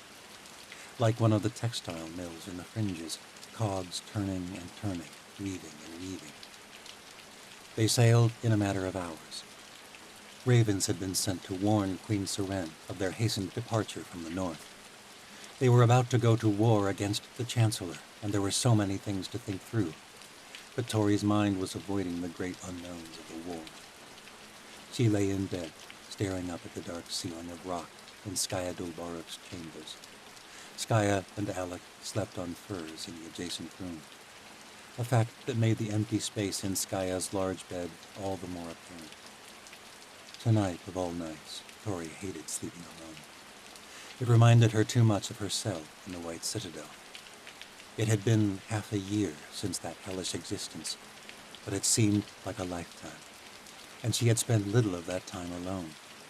At the watchtower, she had shared a room with Vashti and Misha, and had spent all her waking hours training with Ren and the other watchers. Since the fall of the watchtower, she and Misha had hardly spent a moment apart, and they had been surrounded by Aleut and Crooked Folk. The few days that had passed since Misha embarked for the south had left Tori lonelier than she felt in some time. She wondered what it would be like to feel Alec's rhythmic breathing beside her. Would it calm her to feel his nearness, his warmth, the touch of his skin on her own, the press of his lips? Ren came to her mind suddenly. It had not been so long ago that she had imagined the same things of the Watcher Captain, but he had never felt that way about her. Looking back now, she wondered if that hadn't been for the best. Maybe that was why Ren had held back. Tori longed to free him from the Chancellor's torturous cells in the White Citadel. She missed his training, his leadership, his lightheartedness. But she did not feel the same stirrings at the thought of him now, not like before. Alec was different, and in a good way. He did not long for glory or thrones, yet he was not afraid to fight or lead. He was good, in a way that few people were in this world. Good, like Darien had been when they'd served Solero, only less angry. Thoughts of Darien only brought about bitter hatred. Before she died, Mary had sworn he was still in there somewhere, the real Darien. But Tori feared it was idealistic Shenza. Over the past month, she had often envisioned what she would do when they met again. Her hope had weakened in their last encounter. She could not let him weaken her resolve. If he was lost, then she must be prepared to do anything, even kill him if he stood in the way of their revolution. But what were they fighting for, if not hope that the evil the Chancellor had caused could be undone, that those he had manipulated might not be lost? Darien, Daja, maybe even Vashti. But the thought of the Yanavi princess made her utterly sick. My Skaza of a sister.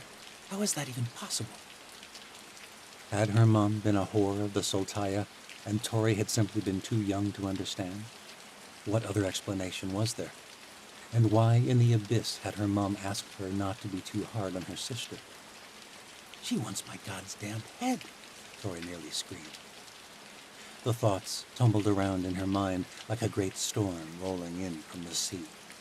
Finally, she could take it no longer. Tori wrapped herself in her cloak of mammoth fur and left Skaya's chambers. To her surprise, Skaya and Alec were not sleeping. They were not in the next chamber at all. From another room, she heard whispers. With an ice fire lantern in hand, Tori stole out into the tunnels beneath the ice city. The underground thoroughfare was more crowded than she'd expected. Porters were hauling crates of weapons and provisions to the world above. She kept her hood up to avoid any attention. She did not want word to reach the High Elder of where she was going. Within minutes, she was stripping her clothes outside the temple again. The door groaned as she entered. The humid air was nearly suffocating, it was so thick. The ancestral pool churned softly with white water as she stepped in. The mists swirled. And then the room disappeared. The world filled with gray vapor. Tori felt like she was floating somewhere far above the world, but there was nothing to see. Nothing but grayness and emptiness. There was no one there. Perhaps she'd done something wrong.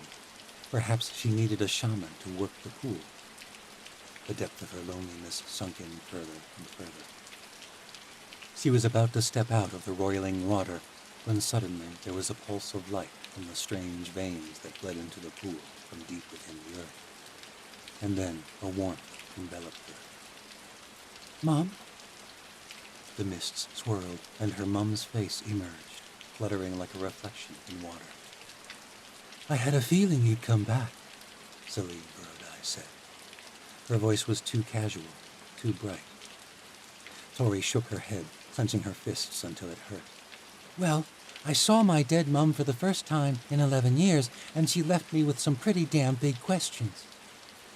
The mists churned, and Tori felt like her mum's presence was somehow passing through her. I'm sorry for that, little love.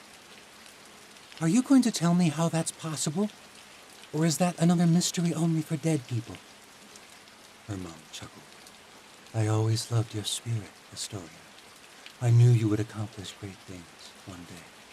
I can't tell you how it broke me to leave you. Tori ought to have been heartbroken. Her mum had died saving her life, but the anger overpowered her. How is a Yanavi princess my sister? Her mum reached out a hand formed of mist. Let me show you. The mists shifted, turning from gray to many colors, finally settling upon a deep, sandy red. The colors came into focus, and Tori realized it was the walls of Liani. Tori remembered the great city from her childhood. A young woman ran through tall grass outside the red city.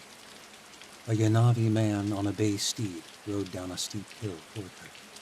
It was dusk, and the city glowed behind them with a setting sun. The girl's fair skin reflected the warm light. She was Ocean. That's you? Tori asked. Yes. I fled to the steppe when I was no older than you are now. I came from a mercer's house, and when I realized what I could do, what I was, I knew it was the only way I would survive. Perhaps if I had been born into a greater house, it would have been different. High lords and ladies with the curse often lived, so long as they did not practice their innate sorcery. My brother caught wind that the morphs were coming, and managed to barter passage out of the city with a trader. That trader was a bastard, and he sold me to a slaver the first chance he got. That was how I ended up serving the chieftain of the Burrodeye tribe. Tori was no longer aware of her own body. The scene outside Liani played out before her while her mom spoke. The man leapt from his horse. At first, Tori thought he was going to attack her mom, but instead he swept her in his arms, and they fell into the grass together, smiling and laughing. It turned out that the trader's treachery was the best thing that could have happened to me. I served the Sultan's son, Prince Aron Burrodeye, and he was kind to me. His young wife had died giving birth to their second child, Vashti. I tended to his children. I grew to love them as my own, and I grew to love their father. The Yanavi man ran his hand through Celine Burrodeye's hair, tenderly, and she kissed him. This was Tori's father, the same man who had ordered Vashti to be burned to death for her sorcery. I thought you served a Thrasi, said Tori. I don't remember ever being close to the Sultan. Our affair lasted only a few months, but I loved him, and he loved me. But when I became pregnant with you, It was not Aaron's choice to send me away. He wanted me to continue to serve his household. It was not uncommon, after all, for a servant to bear a bastard, so long as no one knew who it belonged to. But another prince from a rival tribe discovered us. Her mum lay on the grass. Her belly had begun to swell, and Aaron Burrodai brushed his fingers over the small bump. Her mum and father whispered inaudibly, but she could see the love in their eyes. Was this real? Or had her mum glossed over this memory, turned it into something she wanted to remember? Even in Osha, it was known that Sultan Burrodai had been a heartless ruler. Tori started at a distant shape. There was a cloaked figure hiding behind the trunk of a tree. The man ran away, unnoticed by the lovers, back toward the city. "That is Xander Mina," said Celine. "He was always envious of Aaron's charisma. They were rivals from boyhood, and their tribes for many years before that. Mina used the information about our affair against Aaron's father. Noble bastards are slaughtered among the Yanavi, along with their mothers, in order to keep the bloodlines clean. Aaron came unhinged when his father passed the sentence. He nearly killed him, but in the end, the family had to abide by the traditions of their tribesmen. But we lived. Your grandfather, the Sultan of the Burrodai, was a fierce leader. He had to save face, so he ordered our execution. But unbeknownst to anyone, even your father, the Sultan had mercy and sent me into the household of a trusted Prasi, who gave me decent wages and easy labor. We were well taken care of until the end." Tori could hardly believe it. They had lived in the same Burrodai tent city for 7 years, and she had never seen her father. He had thought her dead, just like her mum. The sun had now set, and the two lovers rose from the grass. They kissed one last time, and then returned to the city separately. The colors of memory blurred, and then the mists swirled, and Tori was back with her mum in the ancestral pool. "He changed since you knew him," said Tori. "My father." Celine's voice betrayed invisible tears. Tori could not even see her face in the mists. "I know. I saw it from a distance. After we were ripped away from him, he turned cold and bitter and ambitious. He was powerless against his father and against the Mina. It broke me to see him change. He might have been so much more. Why didn't you tell him you were alive? It would have gotten out. It would have destroyed him and his family, his children." Her mum reappeared, her face filled with sorrow and regret. "You can't let his daughter follow the same path, Astoria. Do you understand?" Her mum's voice was pleading. "I'm afraid she's too far gone," said Tori. "She serves the Chancellor now. She wants my head for a wedding present." This fact seemed more tragic now. "No one's too far gone. You must keep believing that." "The way you believed in my father?" Tori began backing away from the mists. "Those were fool's hopes, Mum. I can't believe in that. I'm sorry, but I have a war to win."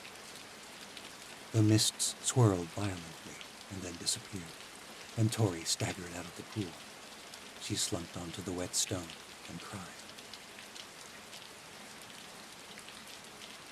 It was some time before Tori was startled by a strange voice. It was wispy and did not seem fully comfortable with the common tongue. "You waste time with crying, you know." Lirgay. The Krokala hovered in the air, his dark face glowing strangely in the ice firelight. "What do you know?" said Tori, growing angry. She had previously appreciated the fairy's quiet presence.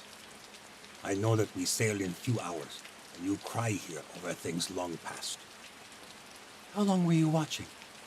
I follow you here." "You saw me with my mum?" Lirgay nodded, hovering in front of her. "People do not notice me most times. I see much.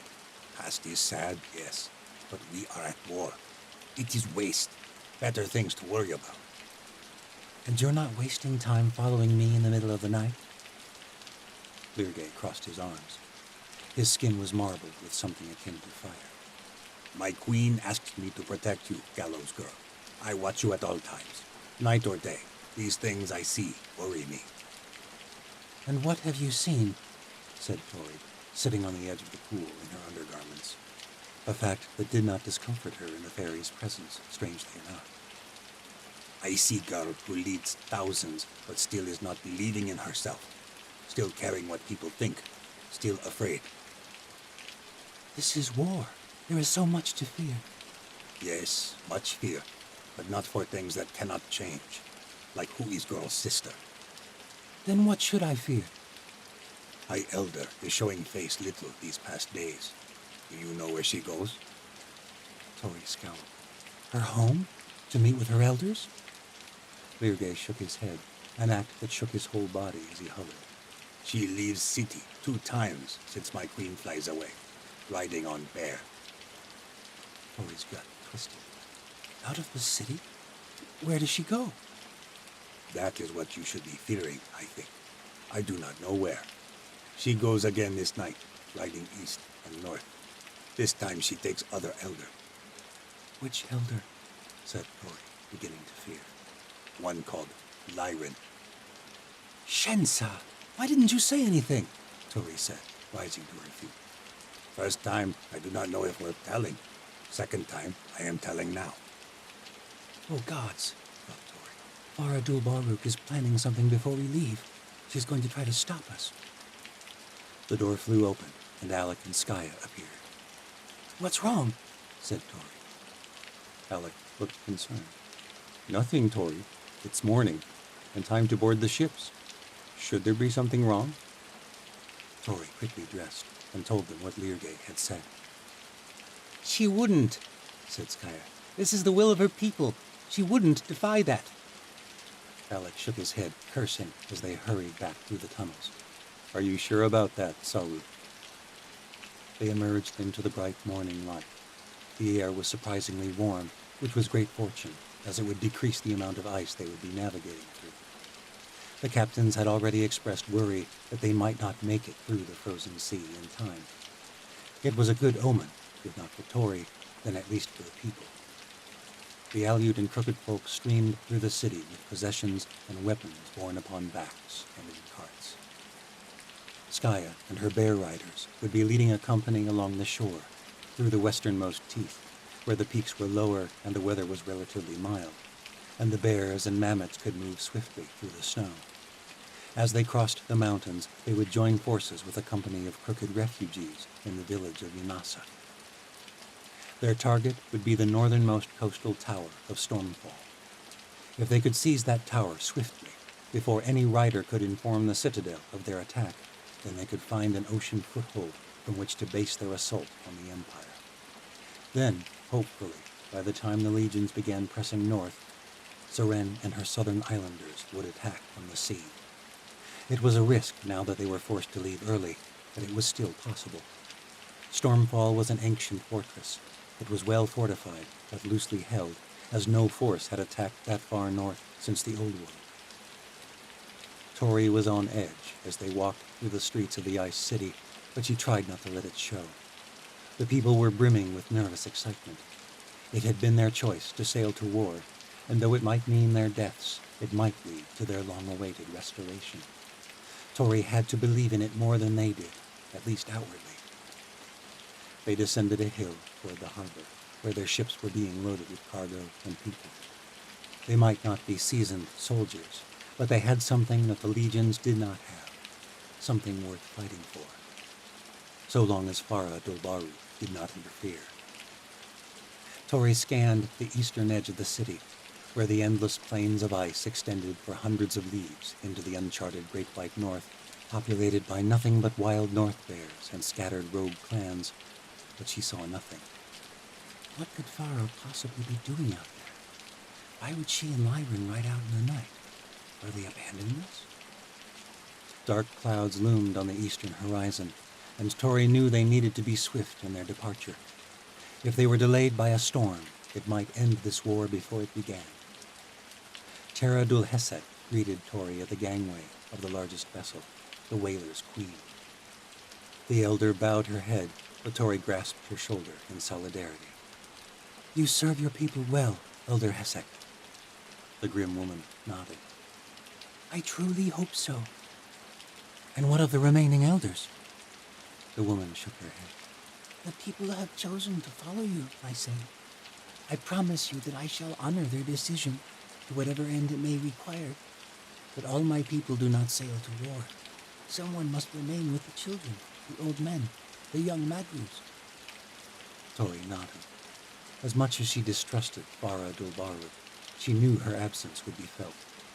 But this, at least, was better than outright defiance of her people's will. Tori had to be grateful for that. Perhaps it was for the best. Without her questioning the gallows girl at every turn, the people might be better served anyway. Elder Hesek gripped her hand. The weather is good, but a storm approaches. And either way, the seas may prove treacherous before we reach the warmer waters of the boundless sea. The people need reassurance. You should speak to them, my saint. When Tori stood upon the stern of the whaler's queen, the great crowd fell silent. Many were gathered upon the docks, but most had already boarded one of the Aleut vessels. Less than 2,000 strong, Tori thought, looking at the sight of the crowd.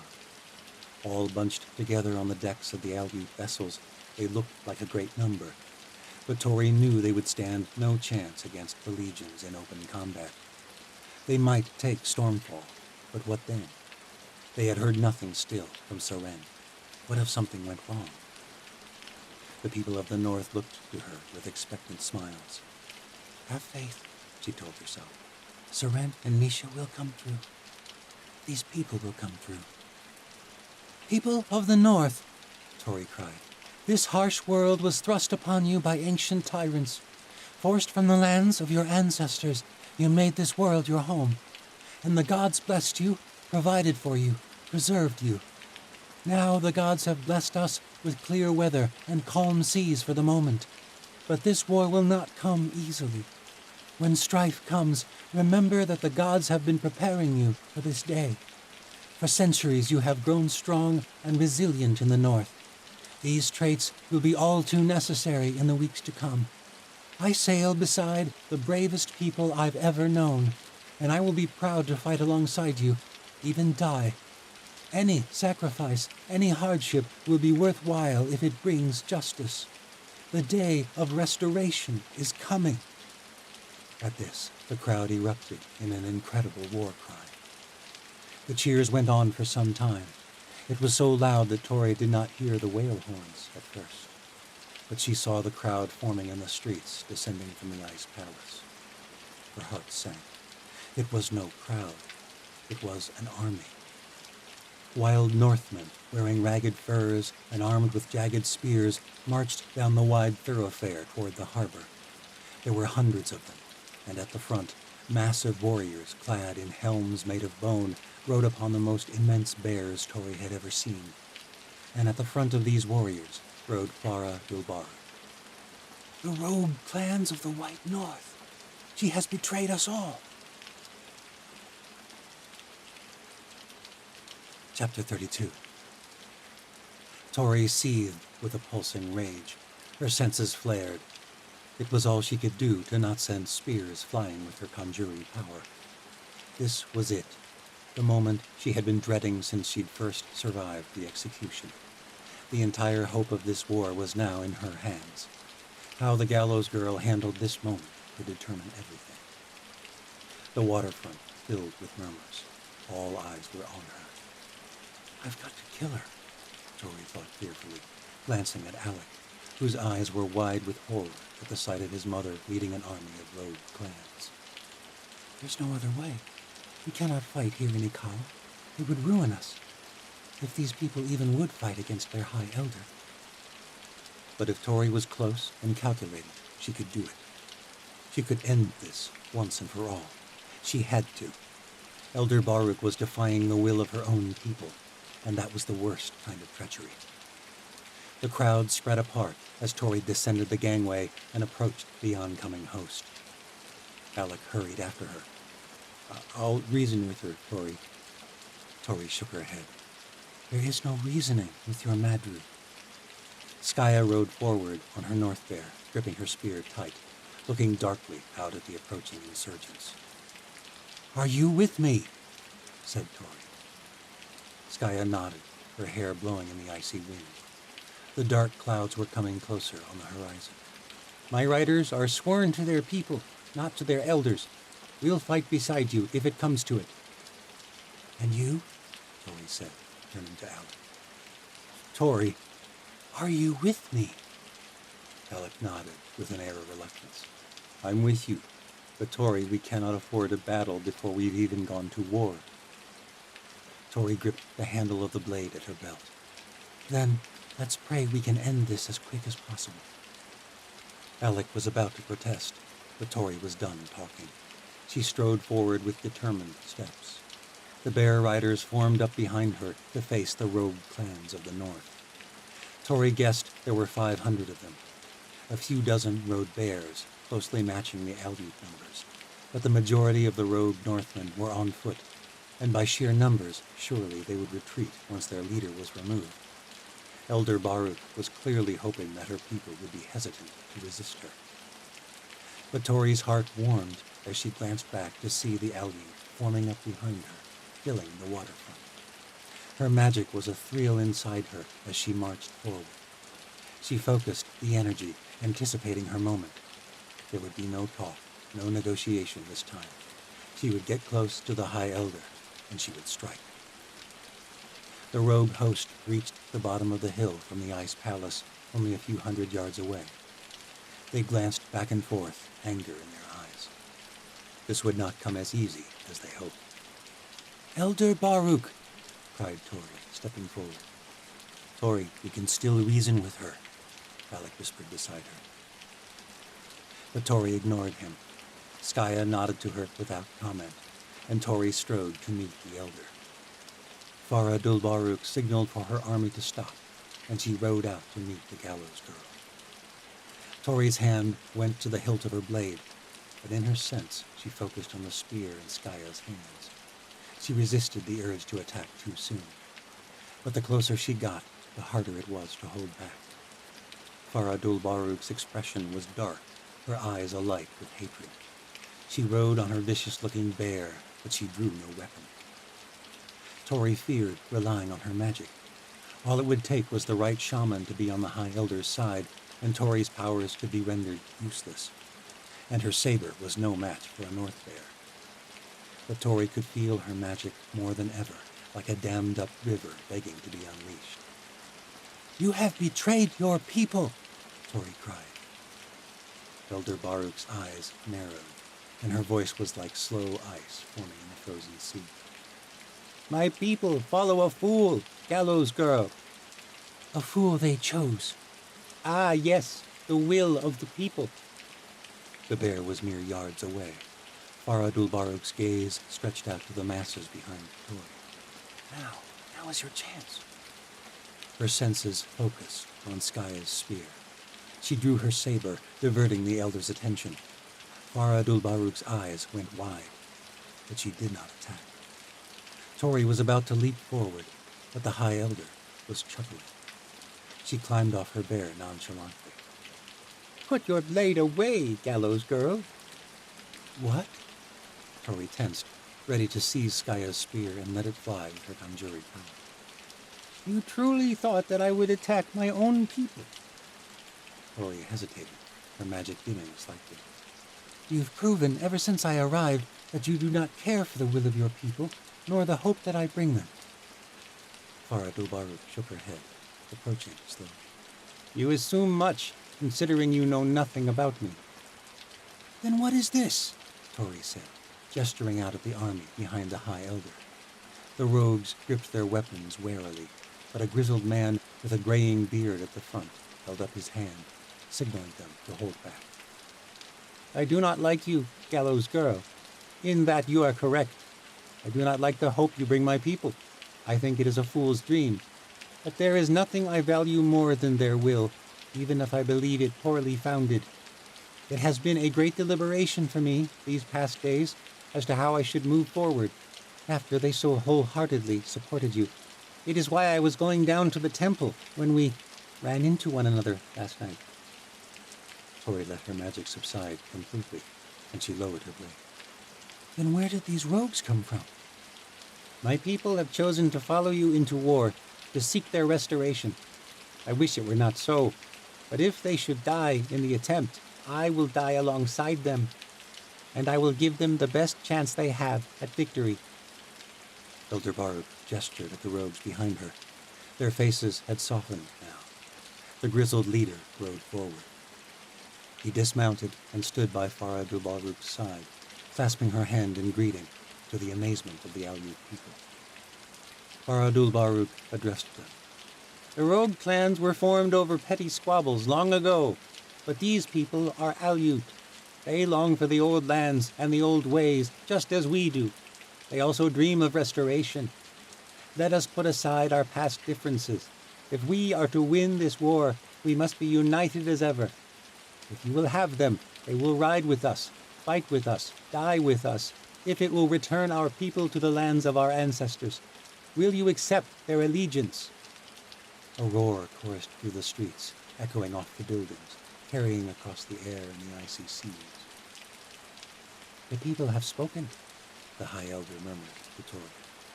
Then let us set off, Elder Baruch cried, raising her spear toward the sky. A storm is coming, but victory is on the horizon. To war! The people shouted, "To war! To war!" The rogue clans joined the cry. The icy streets trembled at the sound. Farah Baruch led her new recruits through the streets, and the people returned to the ships. Alec and Skaya greeted their mother with warm embraces, uncharacteristic affection for their family, and they led the way back to the harbor. The ships were soon brimming with brave warriors. The rogue riders would join Skaya and the other bear riders as they rode through the mountains to rally the crooked folk. Tori watched, waiting until all were aboard the whaler's queen. The dark clouds had nearly reached the city, but still Skaya pulled Tori aside before she boarded. Do you trust her? Said Tori. For a moment I doubted, but I see now that I should have trusted my instincts. My Madru serves her people, first and foremost. She will not betray them. It was a close call, said Tori, but I'm glad to be proven wrong. It was a very close call, almost a terrible mistake, said Skaya, gripping her spear and reading Tori's gaze. I felt your magic, Tori. Tori's stomach tightened. It had very nearly been a catastrophic mistake. If she had attacked the High Elder, she would have undone everything. Tori nodded to the warrior. I'm sorry. I don't think Alec realizes how close you came to murdering our Madru, and I won't tell him. We avoided a tragedy, and our army is stronger than ever, and that is what matters. But from now on, we must trust one another. Your Madru still hates the fact that your people follow me. Skaya gripped Tori's shoulder. Then show her she's wrong. She's with us. She's proved that. Now prove you're worthy of being followed. Tori managed a grim smile. Be safe. Oh, I will, said Skaya, grinning. I'm not going to let cold or rulox or war keep me from seeing your watcher friend again. I'll see you in Stormfall.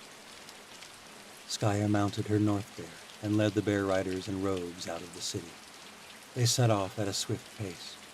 Tori marveled at the speed with which the bears and mammoths could cross the snow. Tori smiled as she watched them leave. A great crowd of Aleut waved and cheered from the docks as the others set sail. The seas were calm and the ice was minimal, and the ice city soon diminished to a faint point on the horizon. Alec stood alone on the foredeck of the whaler's queen. He would not meet Tori's gaze at first, and so she drew near and took his hand. I should have listened to you, she said. I shouldn't have assumed the worst about your Madru. You were right. Alec squeezed her hand. I hope so. I hope I'm right about all of this. Great bergs of ice drifted past them. They were like incredible mountains floating upon the sea. Alec said they were normal this far north, shed by massive sheets of ice in the Great White North.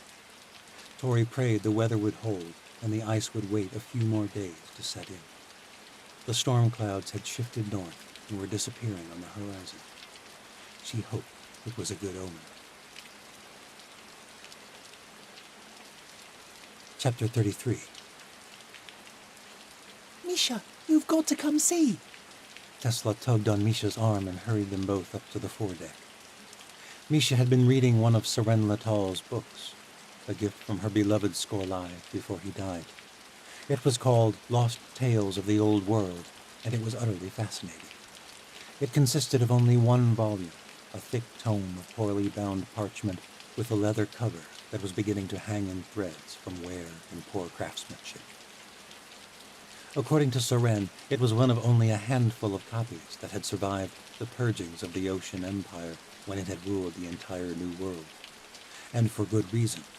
The book would have been treasonous. It contained ancient tales of when the gods walked the earth and intervened in human affairs. These were typically brief, stories of miracles and years-long growing seasons and even longer droughts. There was one particular story that made Misha chuckle out loud at its absurdity. An apocalyptic day when the gods got into a war amongst themselves, fighting with lightning and earthquakes and falling stars. The cataclysms supposedly formed such marvels as the great canyons of Dim and the sharp peaks of the southern rim. It was said that, during the war, the sun stood still for days, and when night came, the sisters did not shine because of their grief for their fallen children. The stories of the Watchers were more believable. For one, they were far more recent. The book had been written many years after the fall of the Old World, but Misha knew the Order of the Watchers had existed, and their exploits were more within the realms of reason and her own understanding of magic.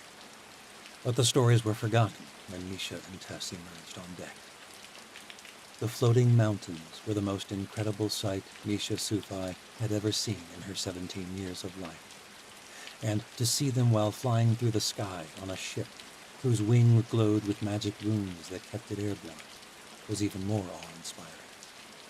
The massive hunks of rock were shrouded in mist, long vines descending the sides like living curtains. Beyond all reason, they hung thousands of feet above the sea. As the ship neared the mountains, Misha noticed tiny waterfalls trickling down the sides, and she imagined that from the world below, this place looked like nothing more than distant clouds drizzling with rain. Seren Latal stood at the bow of the ship, taking in the view, the wind rushing through her silver hair, her gown flowing behind her with each gust of the breeze like a wave of the sea. Birds flitted around the cliffs and dove down around the skyship as though inspecting the strange intruders. Many of the crocala flew around and joined them, dancing in the air. The amalgamation of birdsong and fairy buzzing filled the world with a beautifully chaotic symphony. Gods above! Cried Tesla, running across the deck toward the Queen, pointing at the magnificent mountains. Seren, aren't they grand? Misha was about to tell Tess not to disturb the Queen. She often withdrew for solitude and meditation on deck, but Seren turned and smiled, messing Tess's hair when she reached her. Misha joined them, her eyes rarely leaving the sight of the floating mountains, which grew larger and larger as they approached. They must have been 1,000 feet tall or more. What do you think of them? Said Seren, patting Tess on the shoulder. Amazing! According to tales, this was the home of the Order of the Watchers, said Misha. She'd read about it yesterday in Lost Tales of the Old World.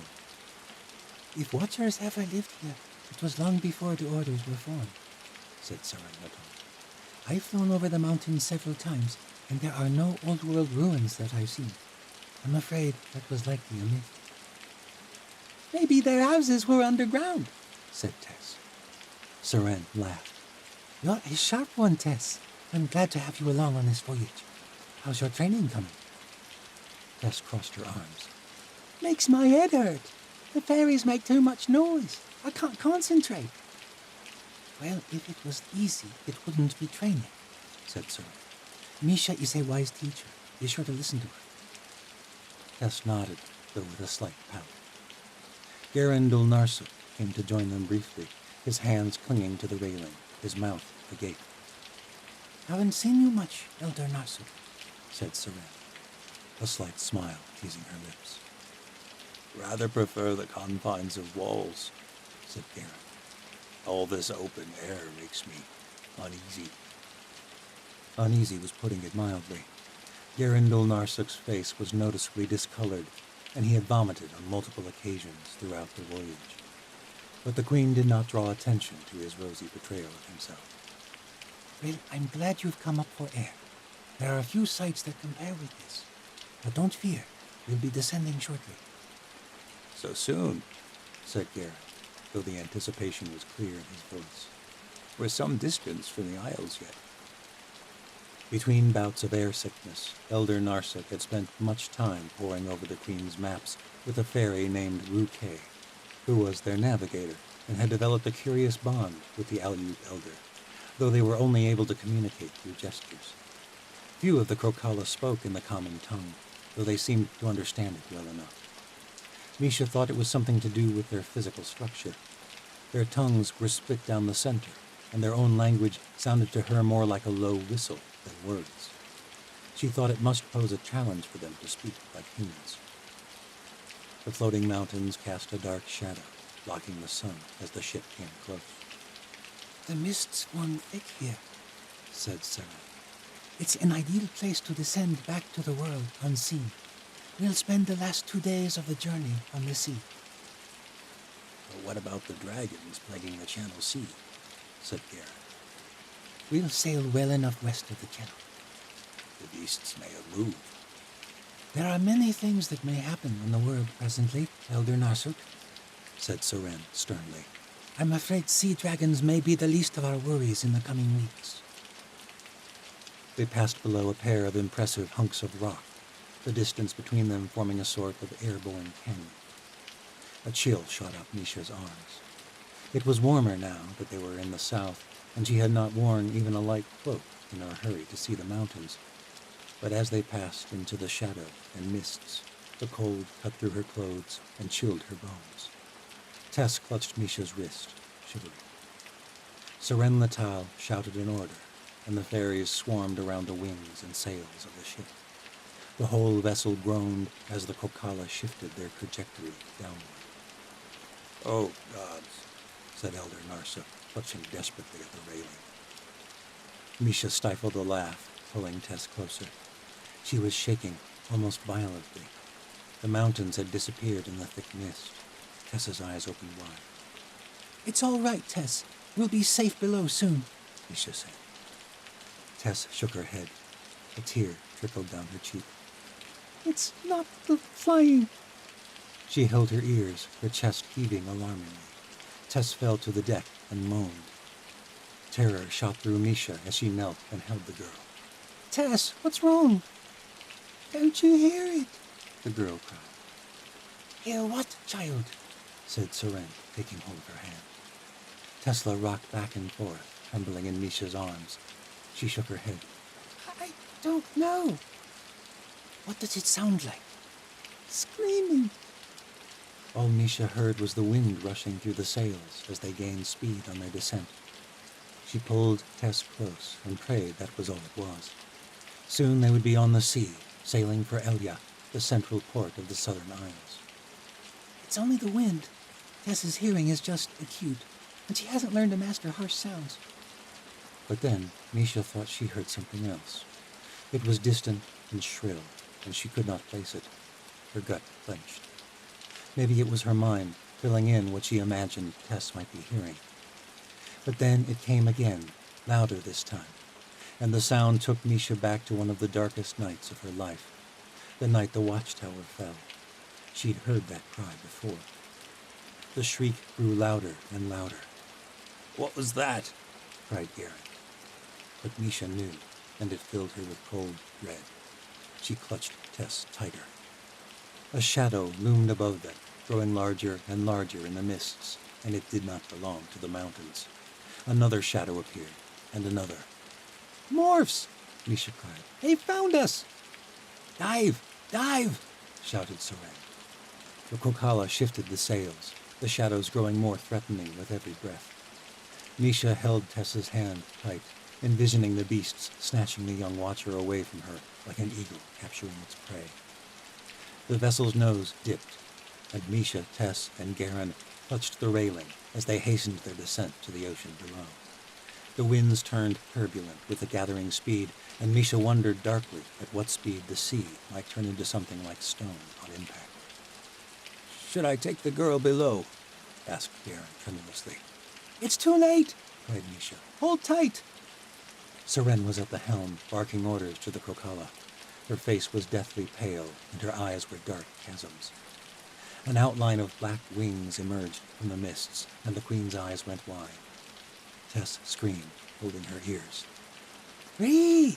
Seren shouted, in a strange tongue Misha guessed belonged to the Krokala. The demon fairies shifted the sails, and the skyship banked hard to the left. A morph shot past them, only clipping one of the sails. Do you think it's only the one? Shouted Garandil Narsuk. As if in answer, another shadow appeared in the clouds. Misha's teeth clenched. This beast descended even quicker, its wings tucked in a fierce dive, the claws of its feet stretching toward them. Seren shouted, "Kal!" The ship shifted again, and the second morph shot past. Its claws missed them all, but there was a loud ripping sound as it passed. The ship jolted to the side, and Misha could see light through a slit in one of the sails. Two more shadows came in quick succession. Seren barked an order, and the ship arced left again. The first beast missed entirely, but the second shot straight to the spot where the ship had moved, and its claws shredded two large holes in the main sail. Gods! Cried Seren. They're trying to bring the whole ship down. What do we do? Cried Garen. Misha gripped Tessa's hand and then let go of the railing.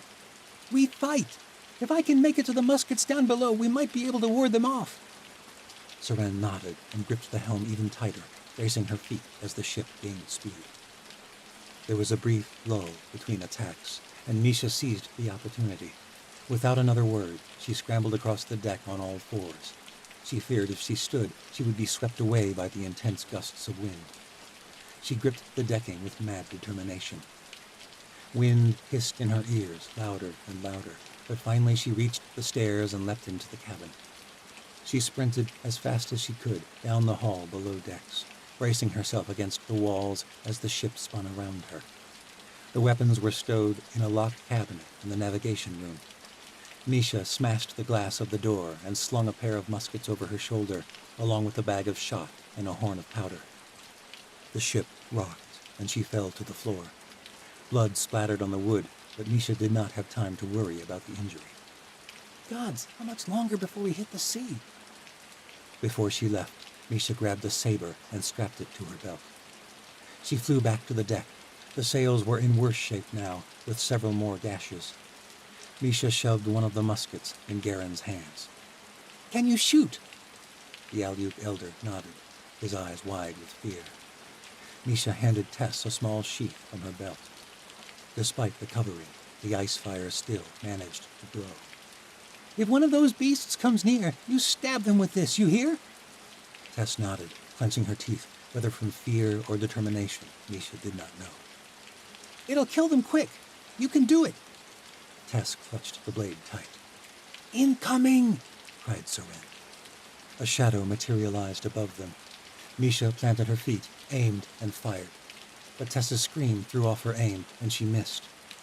Tess pointed a trembling finger behind Misha's shoulder. Misha spun to find one of the morphs climbing onto the deck from the clouds below, its claws reaching for her. She raised her musket, only to realize that she'd not reloaded. The creature's claws latched onto Misha's cloak. Elder Narsuk fired, and the beast fell away. But its claws were locked on Misha's clothes, and Misha was yanked from the deck and plummeted into the mists. She wrestled with the falling beast for several seconds before she realized it was dead. Its fingers were stuck in the thick wool of her cloak. Together they shot toward the earth. The clouds began to thin. Misha focused her senses, becoming aware of the forces behind the world. With determined clarity, she flicked the flints around her wrists and conjured a small spark, praying it would not simply be blown out in the wind.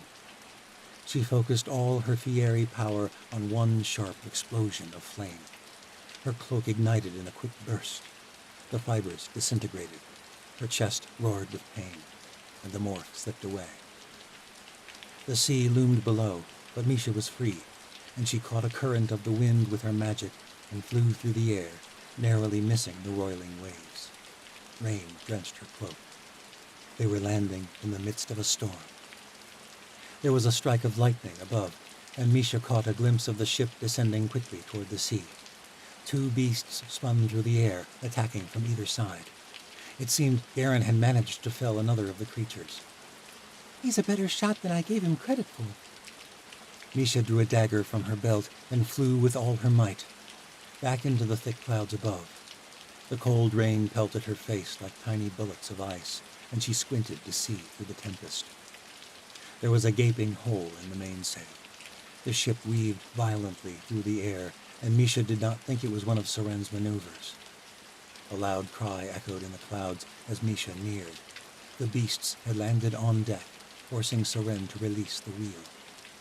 The ship jerked hard to the right, one of the wing masts nearly clipping Misha's head. She ducked, caught a sharp upward draft, and landed on deck. Soren drew her saber and faced off with the largest of the beasts, who had morphed into the form of an immense ocean woman and wielded a massive broadsword. A frantic shot fired. The other beast was taking on Tess and Garen had missed. He scrambled to reload the musket, but the beast was upon them. Misha did not have time to think. She flew through the air, her saber outstretched. The beast spun around just in time and blocked her attack. Misha launched across the deck into the railing. The morph transformed into its human form, and for a moment Misha froze. It was Vashti. But that made no sense. Vashti couldn't be a morph. The Yanabi princess strode toward her, and Misha's resolve crumbled at the sight of the girl she had once loved. She couldn't kill her. She knew she couldn't. Why? Said Misha as the princess drew her saber. Tears filled her eyes.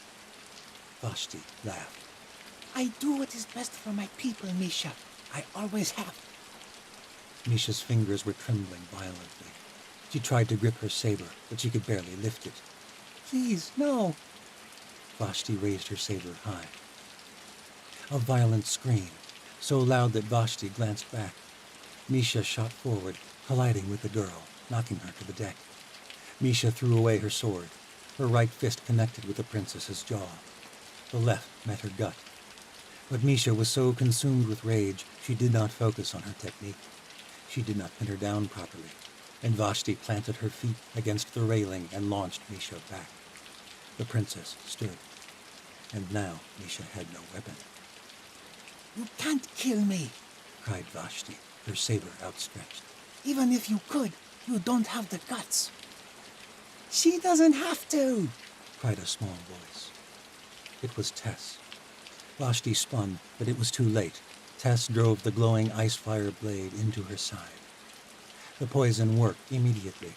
Vashti dropped to the ground, her saber clattering onto the deck. She reached for Tess, but her fingers had lost their strength and only managed to knock the girl away. Misha hurried to Vashti's side. She didn't want her to die, as much as she hated her, but she knew there was nothing she could do to stop the poison. The princess's veins bulged, growing darker and darker, and she was laughing. You bitch! Vashti's body transformed again, but it was not into a beast. She shifted into a young fairish girl with dark